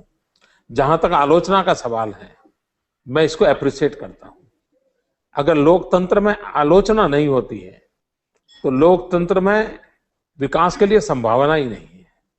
और इसलिए क्रिटिसिज्म इज मोस्ट वेलकम। सचमुच में तो हमारे देश का दुर्भाग्य है कि हमारे देश में क्रिटिसिज्म नहीं हो रहा है। मैं तो चाहता हूं कि मोदी का क्रिटिसिज्म भरपूर हो, ताकि मोदी की कमियां क्या हैं, गलतियां क्या हैं, गड़बड़ कहां हो रही है, ये मोदी को भी पता चले। लेकिन दुर्भाग्य ये है कि हमारे यहाँ क्रिटिसिज्म नहीं हो रहा है, एलिगेशंस हो रहे हैं। हर चीज में को एक मोटिवेशन पर, एक मोटिवेटेड रूप में कुछ न कुछ आरोप लगा दिए जाते हैं। अच्छा, क्रिटिसिज्म करने के लिए रिसर्च करना पड़ता है, भूतकाल की बातें, वर्तमान की बातें, फैक्ट्स, फिगर जाना पड़ता है, मिलना पड़ता है। आज किसी के पास जो समय नहीं है, इसलिए पत्थर मारो, गोले फेंको, दुनिया चलाते रहो। तो मैं हर एक से हमेशा प्रार्थना करता हूं कि क्रिटिसिज्म इज ऑलवेज वेलकम। और मैं तो मानता हूं मुझको बनाने में क्रिटिसिज्म का बहुत बड़ा रोल है, लेकिन मेरी परेशानियों का कारण एलिगेशंस भी हैं। हो सकता है जैसे जैसे लोग मुझे ज्यादा जानने लगेंगे वैसे वैसे ये एलिगेशंस की ताकत और नष्ट हो जाएगी। लेकिन चाहे एलिगेशन करने वाले लोग हों, चाहे क्रिटिसिज्म करने वाले लोग हों, मैं ईश्वर से यही प्रार्थना करता हूं कि मेरे मन में कभी भी किसी के प्रति कोई कटुता पैदा ना हो। मेरी वाणी से, मेरे बर्तन से, मेरी बॉडी लैंग्वेज से कभी भी किसी को हर्ट ना हो, ऐसी ईश्वर मुझे ताकत दे। अगर मुझे इतना मिल गया तो मुझे बहुत आनंद होगा। लेकिन अच्छा लगा कि आपने इस बात को नोटिस किया कि इतने क्रिटिसिज्म, इतने एलिगेशंस के बावजूद भी मैं शांत मन से अपना काम कर रहा हूँ। शांत मन से इसलिए काम कर रहा हूँ कि मुझे दिन रात मेरे 6 करोड़ गुजराती, मेरा गुजरात, जनता ने मुझे जो दायित्व दिया है वही दिखता है, मुझे और कुछ नहीं दिखता है। जब माँ कितनी बीमार क्यों ना हो, लेकिन घर में अगर बच्चा रोता है तो कितना ही दर्द क्यों ना होता हो, वो बच्चे को संभालने में लग जाती है। गुजरात ने मुझे जो दायित्व दिया है, मुझे कितनी ही पीड़ा क्यों ना हो, मुझे कितने ही घाव क्यों ना लगे हो, मुझ पर हमले कितने ही क्यों तेज न होते हो, लेकिन मेरा दायित्व बनता है इसको कभी जनता की तरफ ट्रांसफर नहीं करने देना चाहिए, उसको मुझे झेलना चाहिए, झेलने की और ताकत बढ़ानी चाहिए और जनता की सेवा शांत मन से निश्चित दिशा में पूरे लगाव के साथ करते रहना चाहिए, उसमें मुझे विचलित नहीं होना चाहिए। और परमात्मा की कृपा रही है कि मैं अब तक अपने आप को संभाल पाया हूं। आप मेरी मदद करें, मुझे आशीर्वाद दें, जनता जनार्दन मुझे आशीर्वाद दे ताकि मेरे से कभी कोई गलती ना हो जाए। Thank you Modi ji. मेरे 2 बच्चे हैं। In case they want to become leaders, they want to become politicians, I would like them to become like you. Thank you so much. Abhi Thakkar from Gandhinagar. Yes sir, thank you. I'm Abhi Thakkar from Gandhinagar and I've done engineering. And sir, my question is about black money. आप जानते हैं कि black money बहुत बड़ा issue बन चुका है, तो मैं पूछना चाहता हूँ कि सेंट्रल गवर्नमेंट को क्या करना चाहिए ब्लैक मनी को वापस लाने के लिए, या फिर मतलब उस इश्यू के बारे में, और वो क्यों इस इश्यू को लेकर कुछ रिएक्ट नहीं कर पा रही है? आपकी बात सही है, ब्लैक मनी एक बहुत बड़ा इश्यू है, एक पैरेलल इकोनॉमी है, और दूसरा दुर्भाग्य ये है कि पैसे सारे विदेश जा रहे हैं, हिंदुस्तान के काम नहीं आ रहे हैं। अभी अभी स्विट्जरलैंड ने जो कानून बदला है और उसका लाभ जर्मनी ने उठाया है, अमेरिका ने उठाया है, भारत ने भी इस अवसर का मौका लेना चाहिए और विदेशी धन जिन जिन के नामों पर हैं वो सारा डिस्क्लोज करना चाहिए। भारत सरकार ने एक वाइट पेपर निकाला, लेकिन दुर्भाग्य है वो इतना वाइट है, इतना वाइट है, इतना वाइट है कि जिसमें कोई अक्षर दिखाई नहीं दे रहा है। तो ऐसा वाइट पेपर के लिए देश ने नहीं कहा था, ये कोरा कागज देश को दिया है उन्होंने। मैं मानता हूं कि काला धन अगर देश में वापस आता है, काले धन के ऊपर लाल आंख होती है, तो देश के नौजवानों के भविष्य को बदलने के लिए कभी भी हमें धन की कमी नहीं होगी। चाइना के साथ कंपटीशन करके हिंदुस्तान को विश्व गुरु बनाने का जो सपना है, कोई रुकावट नहीं होगी, ये मेरा पूरा विश्वास है। और इसलिए काले धन के खिलाफ आवाज उठनी चाहिए। मैं तो इलेक्शन कमीशन को भी प्रार्थना करता हूं कि वो जो एफिडेविट करवाते हैं नामांकन करते समय, तो हर नेता से एफिडेविट करवानी चाहिए कि उसके और उसके परिवार के किसी भी के विदेशों में बैंक अकाउंट नहीं है, विदेशों में उनका कोई धन नहीं है। ऐसी एफिडेविट इलेक्शन कमीशन ने चुनाव के समय हर कैंडिडेट से करवानी चाहिए। और मैं तो मेरे राज्य के अंदर जो पंचायतों के चुनाव होते हैं, नगर पालिका के होते हैं, महानगर पालिका के होते हैं, जिसका इलेक्शन कमीशन मेरे राज्य का होता है, मैं आने वाले दिनों में मेरे राज्य में कानून लाने वाला हूं और मेरे राज्य के अंदर जो भी चुनाव लड़ने के लिए जाएगा उसको एफिडेविट करनी पड़ेगी कि उसका दुनिया में कहीं पर भी काला धन नहीं है। तो ये अगर हम काला धन के खिलाफ एक हर प्रकार से कानूनी व्यवस्था खड़ी करते हैं तो हम मानते हैं कि देश को हम बहुत बचा सकते हैं। आपकी चिंता सही है, भारत के गरीब की भलाई के लिए काले धन के ऊपर रोक आनी चाहिए। काला धन रखने वाले लोगों को डिस्क्लोज ओपन कर देना चाहिए, खुला कर देना चाहिए, दुनिया के सामने रख देना चाहिए और एक एक पाई दुनिया में है उसको लाना चाहिए। हमने एक बार गुजरात के अंदर पब्लिक वोटिंग करवाया था, चौराहे पर खड़े रह करके। अखबारों में काला धन का विषय इतना नहीं चल रहा था, लेकिन हमने उठाया था। 98% लोगों ने काला धन वापस लाने के लिए समर्थन किया था। मैं हैरान हूं, दिल्ली में बैठी हुई सरकार काले धन की बात आते ही क्यों डर जाती है, क्यों झगड़ने पड़ जाती है, क्यों उसको रोकने की कोशिश करती है, इसके कोई कारण समझ नहीं आते हैं। लेकिन भाइयों बहनों, कभी न कोई भारत माँ का लाल आएगा, मुझे भरोसा है दोस्तों, कभी न कभी कोई भारत माँ का लाल आएगा और ये काला धन हिंदुस्तान की धरती पर वापस आएगा। भाइयों बहनों, सपने देखने चाहिए। मुझे याद है मैं 2003 में जब गुजरात का मुख्यमंत्री के रूप में काम कर रहा था, 2001 में मुख्यमंत्री बना, तो मेरा एक सपना था। आपको याद होगा भारत की आजादी को लाने में जिस प्रकार से महात्मा गांधी का रोल रहा है, सरदार पटेल का रहा है, उसी प्रकार से एक सशस्त्र क्रांति की भी परंपरा रही है। हिंसा में विश्वास करने वाला भी एक तबका था जो अंग्रेजों को अंग्रेजों की भाषा में जवाब देकर के युद्ध कर। श्याम जी कृष्ण वर्मा ये क्रांति गुरु थे। सावरकर जी हो, अनेक क्रांतिकारी हैं, उनके वो प्रेरणा स्रोत थे। लंदन में उन्होंने इंडिया हाउस बनाया था और वो आजादी के आंदोलन के लिए सशस्त्र क्रांति के प्रणेता रहे थे। वो गुजरात के थे। उनका स्वर्गवास हो गया 1930 में और मृत्यु के समय वो लिख के गए थे कि मेरे अस्थि संभाल के रखना और जब हिंदुस्तान आजाद हो तब मेरे अस्थि ले जाना। 1930 में उनका स्वर्गवास हुआ। 1947 में हिंदुस्तान आजाद हुआ। दिल्ली सरकार का पहला काम होना चाहिए था कि उन अस्थियों को हिंदुस्तान में लाएं और हिंदुस्तान के अंदर उनका ला करके भारत की आजादी के लिए जीने मरने वाले इस व्यक्ति को लाए। वे स्वामी विवेकानंद से मिले थे। श्याम जी कृष्ण वर्मा विवेकानंद से बहुत प्रभावित थे, परिचित थे, ऐसा व्यक्तित्व था।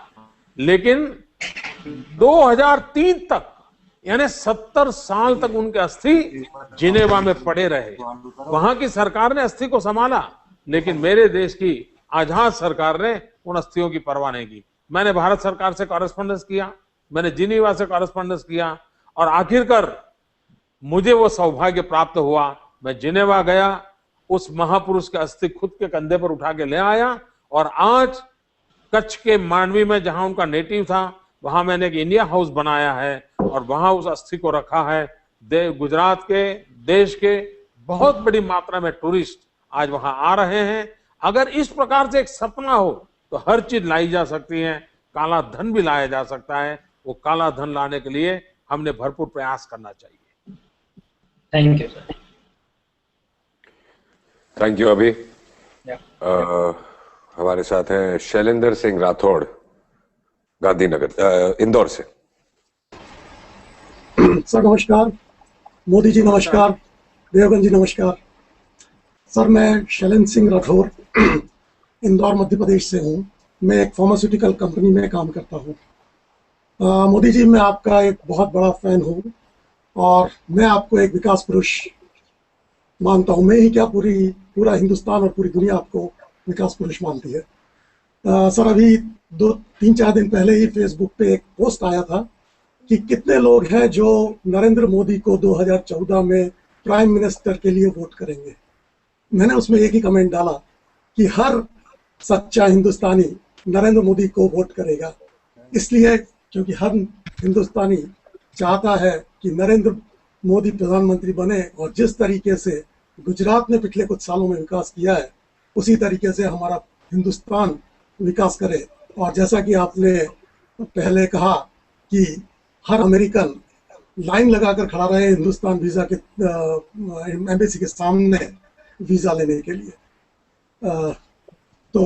सर मैं आगे बढ़ते हुए मैं अपना आप सवाल पूछता हूँ। सर मैं एक एग्रीकल्चर से रिलेटेड सवाल पूछना चाहता हूँ आपसे। वैसे तो मैं खेती नहीं करता हूँ, लेकिन मेरा बचपन और मेरा बैकग्राउंड खेती से जुड़ा हुआ है। मेरे फादर एक एग्रीकल्चर साइंटिस्ट थे और मैं भी एग्रीकल्चर में काफ़ी इंटरेस्ट रखता हूँ। मेरा सवाल है कि भारत एक कृषि प्रधान देश होते हुए भी किसान हिंदुस्तान में बहुत खुश नहीं है और गुजरात एक महत्वपूर्ण राज्य है विकास की दिशा में। सर किसानों के लिए आपने ऐसा क्या किया है कि ये देखा गया है कि गुजरात में पिछले 1 दशक में जो विकास दर है वो कुछ 10% दिखाई गई है।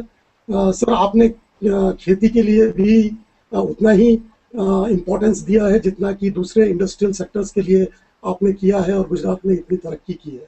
तो मैं यही जानना चाहता हूँ सर, इस विकास का पर्टिकुलरली एग्रीकल्चर में क्या महत्वपूर्ण योजनाएं आपने लागू की हैं और भविष्य में क्या करने वाले हैं कि गुजरात इसी तरीके से कृषि में तरक्की करता रहे। धन्यवाद भैया, आपने बहुत महत्वपूर्ण सवाल पूछा है। भारत एक कृषि प्रधान देश है, लेकिन अगर हम टीवी देखें और टीवी पर जो एडवर्टाइजमेंट आती है उसको देखें तो लगता है जैसे भारत साबुन प्रधान देश है। हर 10वीं मिनट पे साबुन की एडवर्टाइजमेंट आती है, यानी लगता नहीं है कि भारत साबुन प्रधान देश है कि भारत कृषि प्रधान देश है। तो ये हालत है। उसमें से हमने कृषि की जब चर्चा कर रहे हैं तो कभी कभी जो अपने आप को बड़ा आधुनिक मानते हैं उसको इरिलेवेंट लगता होगा। भाइयों बहनों, मेरे मन में जो बात है मैं जरा थोड़ा विस्तार से बताना चाहूंगा, और मुझे विश्वास है कि जो लोग लाखों की तादाद में, मुझे बताया गया कि आज शायद इन्होंने वर्ल्ड रिकॉर्ड किया है, इतनी बड़ी संख्या में लोग देख रहे हैं इस कार्यक्रम को। मैं विस्तार से इसलिए बताना चाहता हूं कि देखिए, हमारे देश की इकोनॉमी को 3 पिलर पे खड़ा करना चाहिए। 1/3 agriculture, 1/3 industry and 1/3 service sector. अगर इन तीनों का बैलेंस ग्रोथ होगा तो कभी भी हमारी इकोनॉमी लड़खड़ाएगी नहीं। मित्रों, भारत कृषि प्रधान देश है, लेकिन आपको जानकर के दुख होगा, हिंदुस्तान की सरकार संकल्प करती है 4% एग्रीकल्चर ग्रोथ का। आज मेरे देश का दुर्भाग्य है कि हम 2.5% से आगे नहीं जा पाए। भाइयों बहनों, गुजरात एक राज्य ऐसा है कि जहां 10 साल में 7 साल अकाल रहता है। गुजरात एक ऐसा राज्य है कि जहां नर्मदा और तापी के सिवा कोई बड़ी नदी नहीं है, 12 मास बहने वाला पानी हमारे पास उपलब्ध नहीं है। हम बारिश की कृपा पर खेती करने वाले राज्य हैं, अकाल पीड़ित राज्य हैं, लेकिन हमने पिछले 10 साल से कुछ वैज्ञानिक तरीके अपनाए।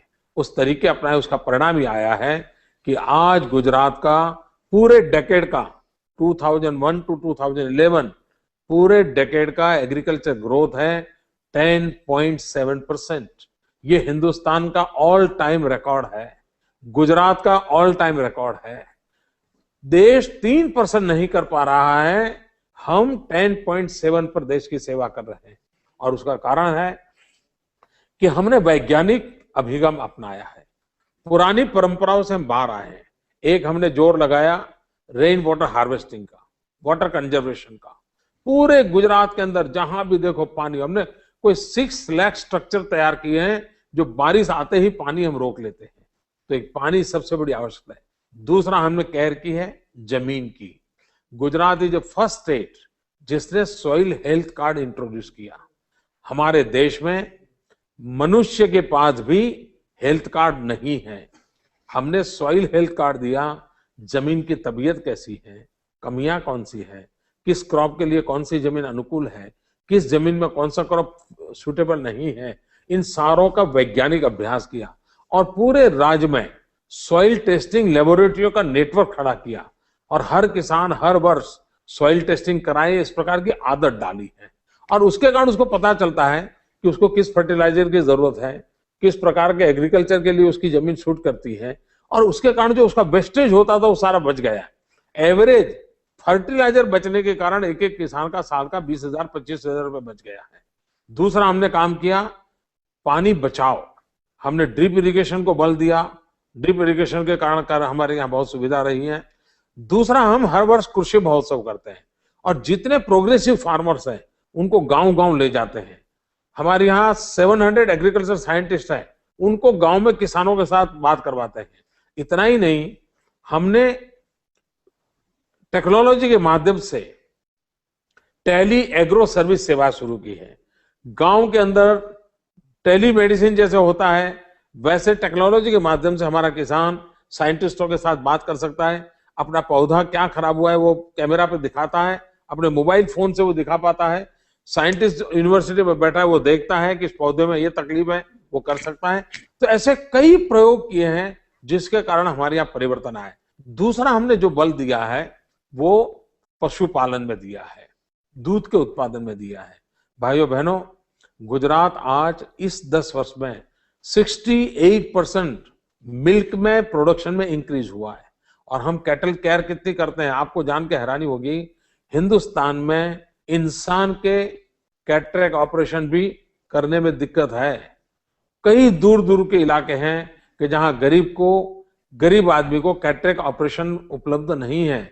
मेरे राज्य में कैटल का भी कैटरेक्ट ऑपरेशन होता है, मेरे राज्य में कैटल का भी डेंटल ट्रीटमेंट होता है। इतनी बारीकी से हम कैटल की केयर करते हैं, जिसका परिणाम हुआ है कि आज 68% हमारे हिंदुस्तान की सेना अगर दूध प्राप्त करती है तो दूध गुजरात का होता है। दिल्ली सरकार में बैठा हुआ कोई व्यक्ति चाय पीना चाहता होगा तो आप विश्वास रखिए वो दूध मेरे गुजरात से गया है। अगर आप सिंगापुर गए हैं और चाय पी रहे हो तो लिख करके रखिए वो दूध मेरे गुजरात से आया है। हिंदुस्तान के किसी शहर में जाइए, अगर वहां दूध लेंगे तो आप विश्वास कीजिए वो दूध मेरे गुजरात से आया है।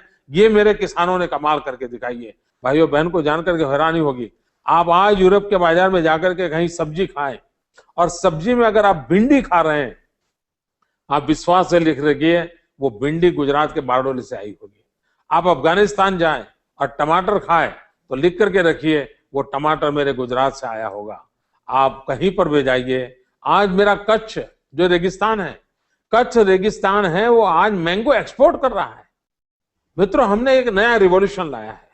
हमने फार्मर्स को ट्रेनिंग से लेकर के ह्यूमन रिसोर्स डेवलपमेंट से एग्रो इंफ्रास्ट्रक्चर के लिए काम किया है। मित्रों, गुजरात एक ऐसा राज्य है कि जहां इंडस्ट्रियल डेवलपमेंट हुआ है, साथ साथ एग्रीकल्चर डेवलपमेंट हुआ है। आपको जानकर के आनंद होगा, ये जो मीडिया में कुछ चीजें चल रही है सब झूठ चल रहा है। मेरे राज्य में पिछले 10 साल में 37 लाख हेक्टर, याद रखिए शब्द, 37 लाख हेक्टर नई जमीन खेती योग्य बनाई गई है। ये काम मेरे यहाँ इंडस्ट्री भी बढ़ रही है, एग्रीकल्चर भी बढ़ रहा है। तो ऐसे अनेक प्रयास किए हैं। कृषि महोत्सव ये रेगुलरली नॉलेज ट्रांसफॉर्मेशन का एक बहुत बड़ा अभियान में जून महीने में, जबकि 45 डिग्री टेम्परेचर होता है मेरे राज्य में, हमारी पूरी सेना गांव जाती है, खेत जाती है, किसानों के साथ बैठती है और बारिश आने से पहले आधुनिक दिशा में कैसे आगे बढ़ना उसके लिए भरपूर प्रयास करती है। और उसका परिणाम है कि आज हम इतना we are a cotton grower state.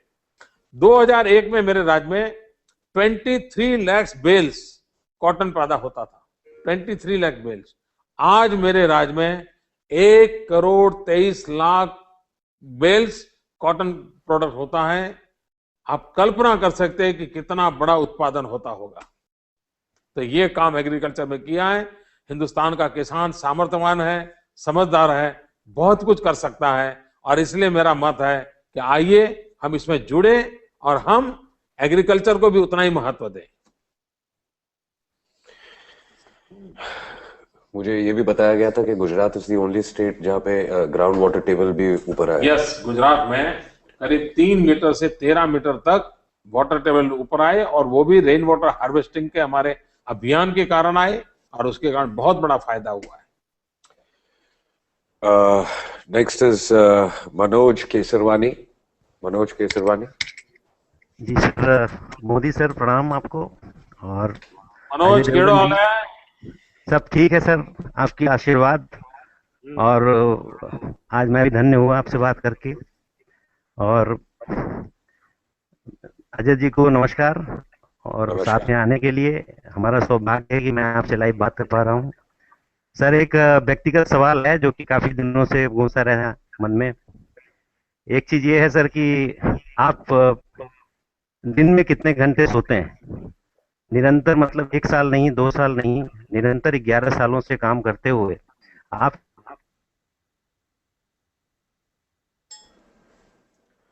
I think there is a connection problem.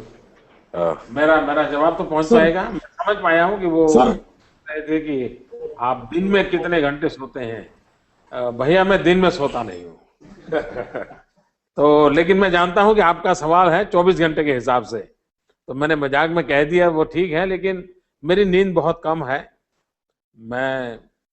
मेरे डॉक्टर मित्र जितने हैं वो इस बात को लेकर के मुझे लगातार सलाह देते रहते हैं कि मुझे अपनी नींद बढ़ानी चाहिए, मुझे मिनिमम 5 घंटे 6 घंटे सोना चाहिए। मेरे हेल्थ के लिए भी मुझे बताया जा रहा है, लेकिन मैं ऐसा वर्कहॉलिक बन गया हूँ और कई सालों से मेरी आदत हो गई है। मैं मुश्किल से 3.5-4 घंटे सोता हूँ, लेकिन वो मेरी बहुत साउंड स्लीप होती है। मैं बिस्तर पे जाता हूँ, 30 सेकंड में मुझे नींद आ जाती है, 30 सेकंड में। और सुबह जब मेरा उठने का समय होता है, ठीक उसी समय उठता हूँ। तो एक प्रकार से साउंड स्लीप है, लेकिन मेरी बहुत कम स्लीप है। मुझे दिन भर कभी सोना नहीं पड़ता है, मैं दिन भर काम करता रहता हूँ। और उसका एक कारण है, मैं योग और प्राणायाम इससे जुड़ा हुआ हूँ। कभी कारणवश साल में 1-2 बार मैं बहुत थकान अगर महसूस करता हूँ, तो मैं डीप ब्रीथिंग करने की आदत रखता हूँ। 5 मिनट 10 मिनट डीप ब्रीथिंग कर लिया तो मैं फिर फ्रेश होकर के फिर अपने काम में लग जाता हूँ। आप मुझे सुबह मिलेंगे तो भी मैं इतना तेज तर्रा रहता हूँ, रात को मिले तो भी वैसा ही रहता हूँ। आज मैं 4 जगह पे दौरा करके आया हूँ और आपके बीच में बैठा हूँ, उतनी ही मस्ती से रात को आपसे बात कर रहा हूँ। शायद मेरे लंबे लंबे जवाब भी आपको परेशान करते होंगे, लेकिन मैं कोशिश करूंगा कि कम शब्दों में आपको जवाब देने का प्रयास करूं। Okay, we have Rahul Sharma from Delhi. Rahul. Yes. Rahul, नमस्कार मोदी जी। हाय अजय। मेरा ये सवाल है मोदी जी कि यूपी की जो सरकार है ये आम जनता की पहुंच के बाहर है। क्या आपको लगता है कि इसी कारणवश ये ज्यादा पॉपुलर नहीं है कि एक सरकार और जनता का कोई कनेक्शन मिसिंग सा है? देखिए भैया, लोकतंत्र में सरकार जनता के बीच में होनी चाहिए। जनता से कट करके लोकतंत्र में कोई सरकार चल ही नहीं सकती है, और उसको तो हम कभी लोकशाही कह ही नहीं सकते। कोई आइवरी टावर में बैठ करके लोकतंत्र में शासन व्यवस्था ही चलाई नहीं जा सकती है। और अगर हम जनता से जुड़ते नहीं है, जनता की समस्याओं को नहीं सुनते हैं, जनता के मनोभावों को नहीं जानते हैं, तो हम जनता की समस्याओं का समाधान भी नहीं कर सकते। और मेरा गुजरात एक्सपीरियंस ये कहता है कि सरकार अच्छी चलानी है तो पब्लिक प्राइवेट पार्टनरशिप का मॉडल ही डेवलप करना चाहिए। जन भागीदारी के बिना कभी अच्छी सरकार नहीं चल सकती है, और जन भागीदारी जितनी ज्यादा बढ़ेगी उतनी सरकार अच्छी चलेगी। और इसलिए हर सरकार का काम है कि जन भागीदारी बढ़ाएं, जनता के साथ संवाद बढ़ाएं, जनता को सरकार के कामों में जोड़े, और जितनी मात्रा में जनता को जोड़ेंगे उतनी मात्रा में परिणाम अच्छा मिलेगा। यूपीए के लोग अगर नहीं करते हैं तो उनको भुगतना पड़ेगा, जनता उससे जवाब मांगेगी, और लोकतंत्र में जनता को जवाब मांगने का पूरा हक है। जो जवाब देंगे, जनता को संतोष देंगे, वो टिक पाएंगे। जो नहीं देंगे, संतोष नहीं दे पाएंगे, उनको जनता कभी स्वीकार नहीं करेगी। एक रिटन सवाल है जय Krishna Parekh from Mumbai. Gujarat has around 55 islands, so there is a huge potential to develop islands only for tourism. We can create theme parks with water sports, water rides, and a lot more in these islands. Look at Gold Coast in Australia. This will draw tourists from all over Asia. भैया, मैं technical कारणों से शायद आपने लिखित सवाल पूछा है, आप मुझे देखते होंगे, इसलिए शायद आपको तो समाधान होगा ही। आपने टूरिज्म को लेकर के पूछा है, मैं मानता हूं कि आपने बहुत अच्छा सवाल पूछा है। देखिए, गुजरातीज आर बेस्ट टूरिस्ट, लेकिन Gujarat was never a tourist destination पिछले कुछ वर्षों से। और उसमें भी श्रीमान अमिताभ बच्चन जी ने अपने आप को ऑफर किया गुजरात के टूरिज्म का ब्रांड एम्बेसडर बनने का, और एक भी पैसे लिए बिना इस उम्र में श्रीमान अमिताभ बच्चन जी गुजरात के लिए जिस लगन से काम कर रहे हैं, मैं आज सार्वजनिक रूप से गुजरात की जनता की ओर से अमिताभ जी का आभार भी प्रकट करना चाहूंगा, साधुवाद करना चाहूंगा। और मेरा ये थैंक्स का महत्व लोग समझते होंगे। इन दिनों गुजरात ने टूरिज्म के अंदर दिशा में काम शुरू किया है। आपकी बात सही है कि मोर देन 50 आइलैंड्स है हमारे पास। आपको जानकर के शायद आसानी होगी, हम डॉल्फिन देखने के लिए दुनिया में जाते हैं, लेकिन मेरे गुजरात में जामनगर के समुद्र किनारे से अगर हम आइलैंड पर चले जाते हैं तो हमारी बोट के साथ फिश, हमारे साथ डॉल्फिन हमारे साथ साथ खेलती हुई चली आती है। ये हमारा नज़ारा है। हम आने वाले दिनों में हमारे आइलैंड को डेवलप करना चाहते हैं। एक छोटे छोटे सिंगापुर एक आइलैंड पर बन सकते हैं, और बहुत बड़ा टूरिज्म हम आकर्षित कर सकते हैं। हमारा पूरा नया गुजरात समुद्री तट पर विकसित हो रहा है, तो आने वाले दिनों में दूंगा। उसी प्रकार से क्रूज के लिए बहुत बड़ी संभावना है। मुंबई से कच्छ मांडवी अगर हम क्रूज चालू करें तो दुनिया में शायद ऐसा पैकेज कहीं नहीं मिल सकता अगर इस प्रकार का क्रूज चलाए जाए, जहां पर 2 यूरोपियन लुक सिटी मिलते हैं, Diu and Daman, 2 world heritage मिलते हैं, महात्मा गांधी का पोरबंदर एंड गिर के लायन, हमें 2 स्पिरिचुअल प्लेस मिल सकते हैं, सोमनाथ एंड द्वारका, कच्छ का रण, कच्छ का हैंडीक्राफ्ट, बीच टूरिज्म, यानी एक पैच पे इतनी सारी चीजें हो, ऐसा नजारा कहीं पर दुनिया में नहीं है। और इसलिए मैं प्राइवेट पार्टियों को इनवाइट करता हूं कि आप आइए, मुंबई से मांडवी तक क्रूज चलाइए, धीरे धीरे मुंबई, मांडवी, दुबई, गोवा, मुंबई ऐसा एक रूट बनाया जा सकता है। तो एक बहुत बड़ा एक क्रूज टूरिज्म की संभावनाएं भी गुजरात में है। और गिर का लायन, अब हिंदुस्तान में टाइगर खत्म हो रहे हैं लेकिन लायन की संख्या बढ़ रही है, और ये हमारे हमने बहुत वैज्ञानिक तरीके से लायन की सुरक्षा की व्यवस्था की है। जो आने वाले इन दिनों वाइल्ड लाइफ से जुड़े हुए लोग पूरे विश्व में, गुजरात ने जो प्रोग्रेस किया है, जो टेक्निक अपनाई है, उसकी पूरे विश्व में चर्चा है। तो हम इस बात की ओर भी कर रहे हैं। लेकिन मैं सहमत हूँ, गुजरात में टूरिज्म को बहुत संभावना है, गुजरात में टूरिज्म बढ़ रहा है और भी आगे बढ़ाना चाहते हैं। और हमारा जो डेवलपमेंट का मॉडल है, 1/3 agriculture, 1/3 industry and 1/3 service sector, ये 1/3 जो सर्विस सेक्टर है उस पर टूरिज्म ये प्राथमिक हमारा क्षेत्र है। सौरभ गदानी फ्रॉम नासिक। नमस्ते मोदी जी, प्रणाम। नमस्ते। मैं आपका बहुत बड़ा फैन हूँ और मैं आपसे जानना चाहता हूँ कि आपका बहुत फेमस एक कोटेशन है, mind is a never problem but mindset is. इसके बारे में कुछ अधिक जानकारी चाहता। देखिए भैया, मैं गुजरात के अनुभव से कह सकता हूं कि यही ब्यूरोक्रेसी, यही कानून, यही अफसर, यही दफ्तर, यही लोग, ये सब होने के बावजूद भी स्थिति बदली जा सकती है। और गुजरात ने करके दिखाया। इसका मतलब ये हुआ कि हमारे यहाँ क्षमता की कमी नहीं है, हमारे यहाँ इरादों की कमी नहीं है, सिर्फ उनको एक दिशा मिलनी चाहिए, उनको प्रोत्साहन मिलना चाहिए, उनको अवसर मिलना चाहिए, परिस्थिति पलटी जा सकती है। और इसके लिए हमें हमारा माइंडसेट बदलना पड़ेगा। हमारा माइंडसेट बन गया है, नहीं यार चलता है, ठीक है यार, अरे छोड़ो यार, कहाँ होने वाला है, अरे छोड़ो यार, दुनिया डूब गई है, हमें क्या है इस जन्म में, चलो यार बेकार, भगवान ने चाहा ये देश में पैदा हो गए। ऐसा ही रोते हुई बातें करते रहते हैं। ये जो रोती हुई बातें करने वाले लोग हैं ना, वो देश को कुछ नहीं दे सकते। अरे मित्रों, मन में इरादे होने चाहिए। यस, हम इस स्थिति को बदलेंगे, हम परिस्थिति को पलटेंगे, हम इसमें नयापन। मुझे याद है 2001 में जब हमारे यहाँ भूकंप आया, सारी दुनिया मान करके चलती थी कि गुजरात मौत की चादर ओढ़ के सोया है, अब गुजरात खड़ा नहीं हो सकता, अब गुजरात खत्म हो गया, यही माना जाता था। भाइयों बहनों, वर्ल्ड बैंक का रिपोर्ट कहता है कि समृद्ध देशों को भी भूकंप की पीड़ा से अगर बाहर निकलना है तो कम से कम 7 साल लगते हैं। मित्रों, हमने गुजरात में वो दम दिखाया, इस आपत्ति को अवसर में पलट दिया और 3 साल के भीतर भीतर हम दौड़ने लग गए थे।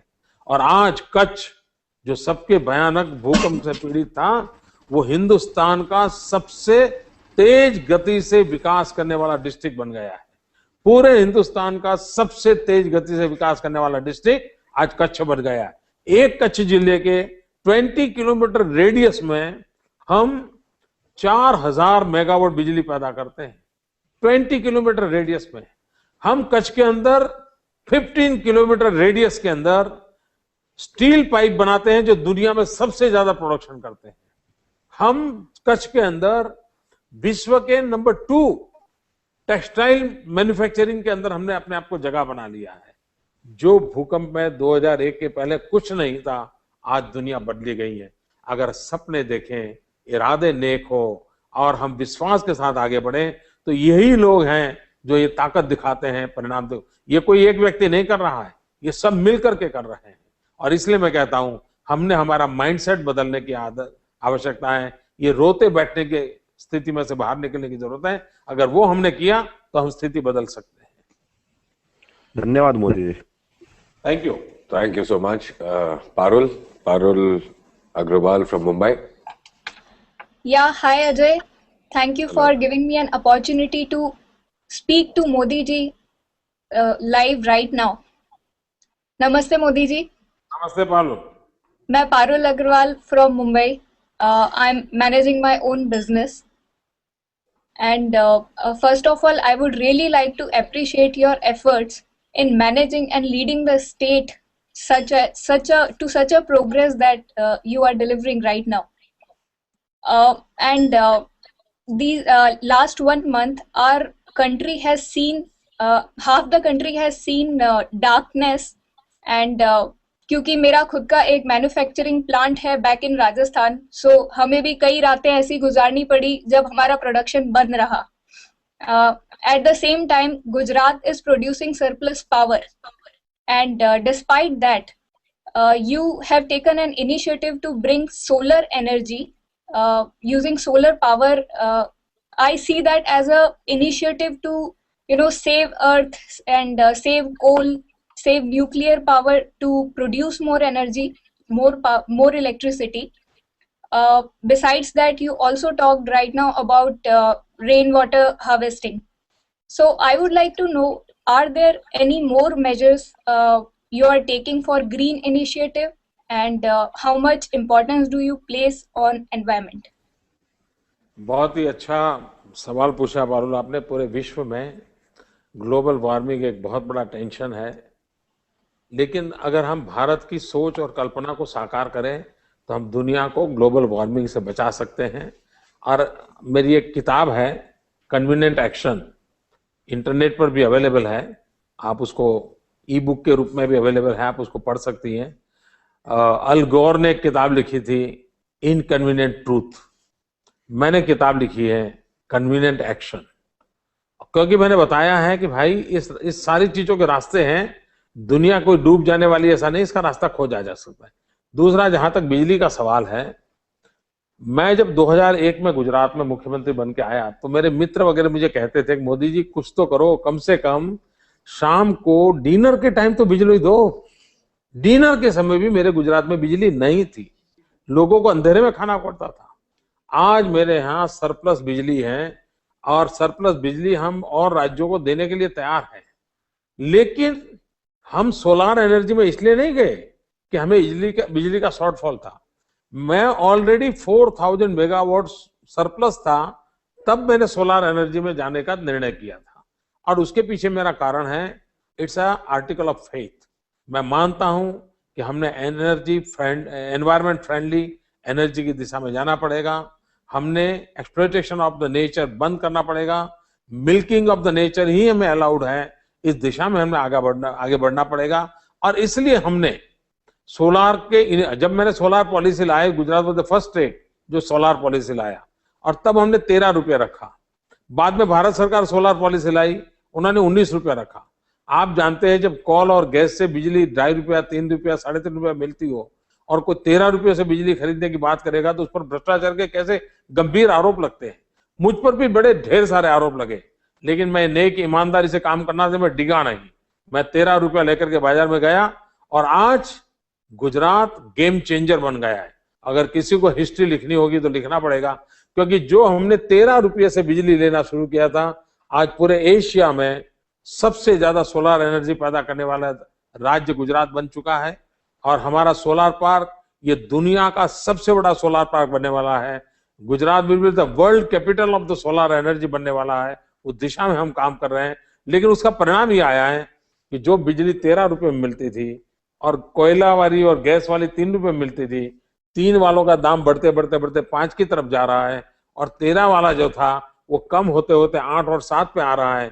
और विद इन 2016 और 2017 मैं विजुलाइज करता हूं कि कॉल और गैस से बनने वाली बिजली और सोलार से मिलने वाली बिजली दोनों के दाम इक्वल हो जाएंगे।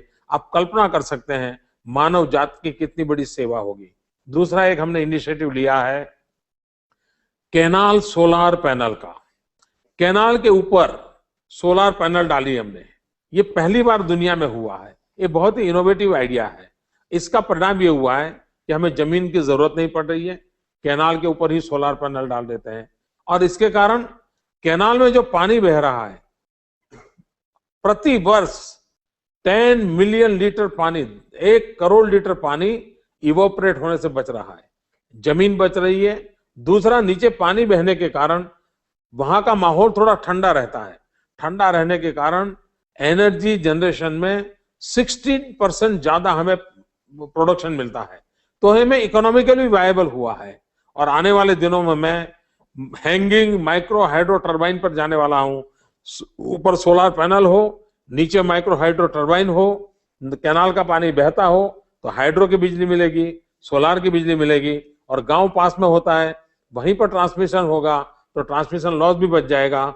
एक योजना से 5-5 प्रकार के फायदों से कितना लाभ मिलता है इसका आप अंदाज कर सकते हैं।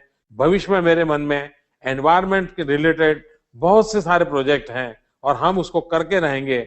मैं समझता हूं कि दुनिया के, गुजरात इज ओनली स्टेट, पूरे विश्व में देयर आर 4 गवर्नमेंट जिनका क्लाइमेट चेंज डिपार्टमेंट है। इन 4 सरकारों में एक गुजरात की सरकार है जिसका अपना क्लाइमेट चेंज डिपार्टमेंट है।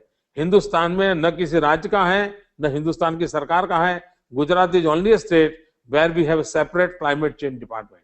तो आप जानते हैं कि मेरा कितना कमिटमेंट है, मेरा पैशन है और उसके कारण हमको ये परिणाम मिला है। धन्यवाद। ये आपके सवाल के लिए मैं आपका आभारी हूँ। Thank you so much, sir. It is wonderful to know how many more initiatives you are taking. Thank you so much. Thank you. We have Mr. Jeevan from Tokyo. नमस्कार मोदी जी। नमस्ते। And नमस्कार जितेंद्र जी। नमस्कार। I am Jeevan from Tokyo, working as a IT management professional. मैं ये कहने में गर्व हूँ सर, 10 साल पहले इंडिया जापान ग्लोबल पार्टनरशिप दोनों देश के बीच में प्राइम मिनिस्टर्स ने अनाउंस किया था। उसके बाद मैं जापान पहुंचा था और तब से मैं इधर काम कर रहा हूं सर। आपसे लाइव पे बात करने के लिए बहुत बहुत धन्यवाद, मौका मिला। आपसे एक सवाल पूछना था सर, एक ranging question that I lead every day from India and a question that has naturally been a talking point in India to is what is the road ahead for Sri Narendra Modi ji?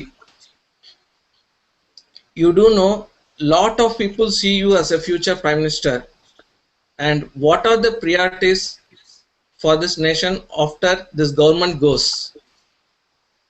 मुझे पूरा सवाल आपका सुनाई नहीं दिया, बीच बीच में कहीं break हो रहा था। Okay sir. लेकिन आप दोबारा मुझे कह सकते हैं? Yes sir. शॉर्ट में कह सकते हैं? Yes sir. सर सारा आउटसाइड दुनिया का a ranging question that I read every day from India, a question that has naturally been a talking point outside India too is what is the road ahead for Sri Narendra Modi ji? देखिए, मैं जीवन में कुछ बनना नहीं चाहता हूं, लेकिन मैं बहुत कुछ करना चाहता हूं। तो ये मेरा एक ही रोड है, एक ही मेरी मंजिल है, यही मेरा मकसद है। जीवन में कभी भी मैंने बनने के सपने देखे नहीं, और मैं जब भी कभी स्कूल कॉलेज में जाता हूं, नौजवानों से बात करता हूं कि बनने के सपने कभी मत देखो, कुछ करने के सपने देखो, करते करते बहुत कुछ बन जाओगे। और इसलिए मेरे व्यक्तिगत जीवन में ऐसे कोई सपने नहीं है। दूसरा, आज गुजरात की जनता ने मुझे जो जिम्मेवारी दी है, उसी जिम्मेवारी से मैं ऐसा काम करके दिखाना चाहता हूं ताकि मेरे देश में एक विश्वास पैदा हो कि हमारा देश भी बहुत कुछ कर सकता है। आवश्यकता है एक विश्वास पैदा करने की, एक होप पैदा करने की, और मैं उसमें लगा हुआ हूं। ये जो निराशा का माहौल है, हमारा देश में कुछ हो नहीं सकता है, सब डूब चुका है, कुछ होने वाला नहीं है, ये जो मनस्थिति है मुझे बदलनी है, और वो बदलने भाषणों से नहीं होने वाली, कुछ करके दिखाना पड़ेगा। अगर गुजरात अकाल पीड़ित राज्य 10% एग्रीकल्चर ग्रोथ करके दिखाता है तो हिंदुस्तान के और किसानों को लगेगा यार हम भी कर सकते हैं। ये माहौल मुझे बनाना है। और मैं उसी में लगा हूं। आप जैसे मित्रों से नई नई चीजें सीखता हूं, समझता हूं और उसको लागू करने की कोशिश करता हूं। पिछले दिनों में जापान आया था। जापान ने जिस प्रकार से मुझे प्रेम दिया है, स्वागत और सम्मान दिया है, मैं विशेष रूप से जापान का बहुत आभारी हूं। हम जो vibrant Gujarat global investor summit करते हैं, उसमें जापान जो कि दुनिया का समृद्ध देशों में से एक है, सेकंड बेस्ट इकोनॉमी वाला देश है, वो गुजरात का पार्टनर होता है। इस बार भी जापान ने गुजरात के पार्टनर कंट्री के रूप में आने का तय किया है। तो इस प्रकार से गुजरात और जापान बहुत ही निकट आ रहे हैं। हम 2 रेसिडेंशियल एकोमोडेशन, 2 सिटी, 2 जापान छोटी सिटी हम यहाँ खड़े करने जा रहे हैं ताकि जापान के लोग यहाँ आए तो उनकी सुविधा बढ़े। 2 हम स्मार्ट सिटी बना रहे हैं जिसमें काफी बड़ा कंट्रीब्यूशन जापान का है। तो जापान इन दिनों काफी बड़ी तेज गति से गुजरात की ओर आगे बढ़ रहा है। मैं समझता हूँ आने वाले दिनों में जापान और गुजरात के रिलेशन एक नई ऊंचाई पर होंगे, ऐसा मुझे लगता है। Thank you sir. 2007 में बहुत बड़ा डेलीगेट आया था सर, तब मिले थे जी। 2013 11 जनवरी मैं आपको निमंत्रण देता हूं। 2013 11, 12, 13 जनवरी हमारा वाइब्रेंट समिट होगा और उस समिट में आने के लिए मैं आपको निमंत्रण देता हूं। 2012 दिसंबर में हमारा चुनाव है, 2013 में ये होगा और मैं जरूर आपका स्वागत करूंगा। Time to end the chat and और एक क्वेश्चन था सर, इधर सब लोगों का कहना है सर फ्यूचर प्राइम मिनिस्टर आप हैं।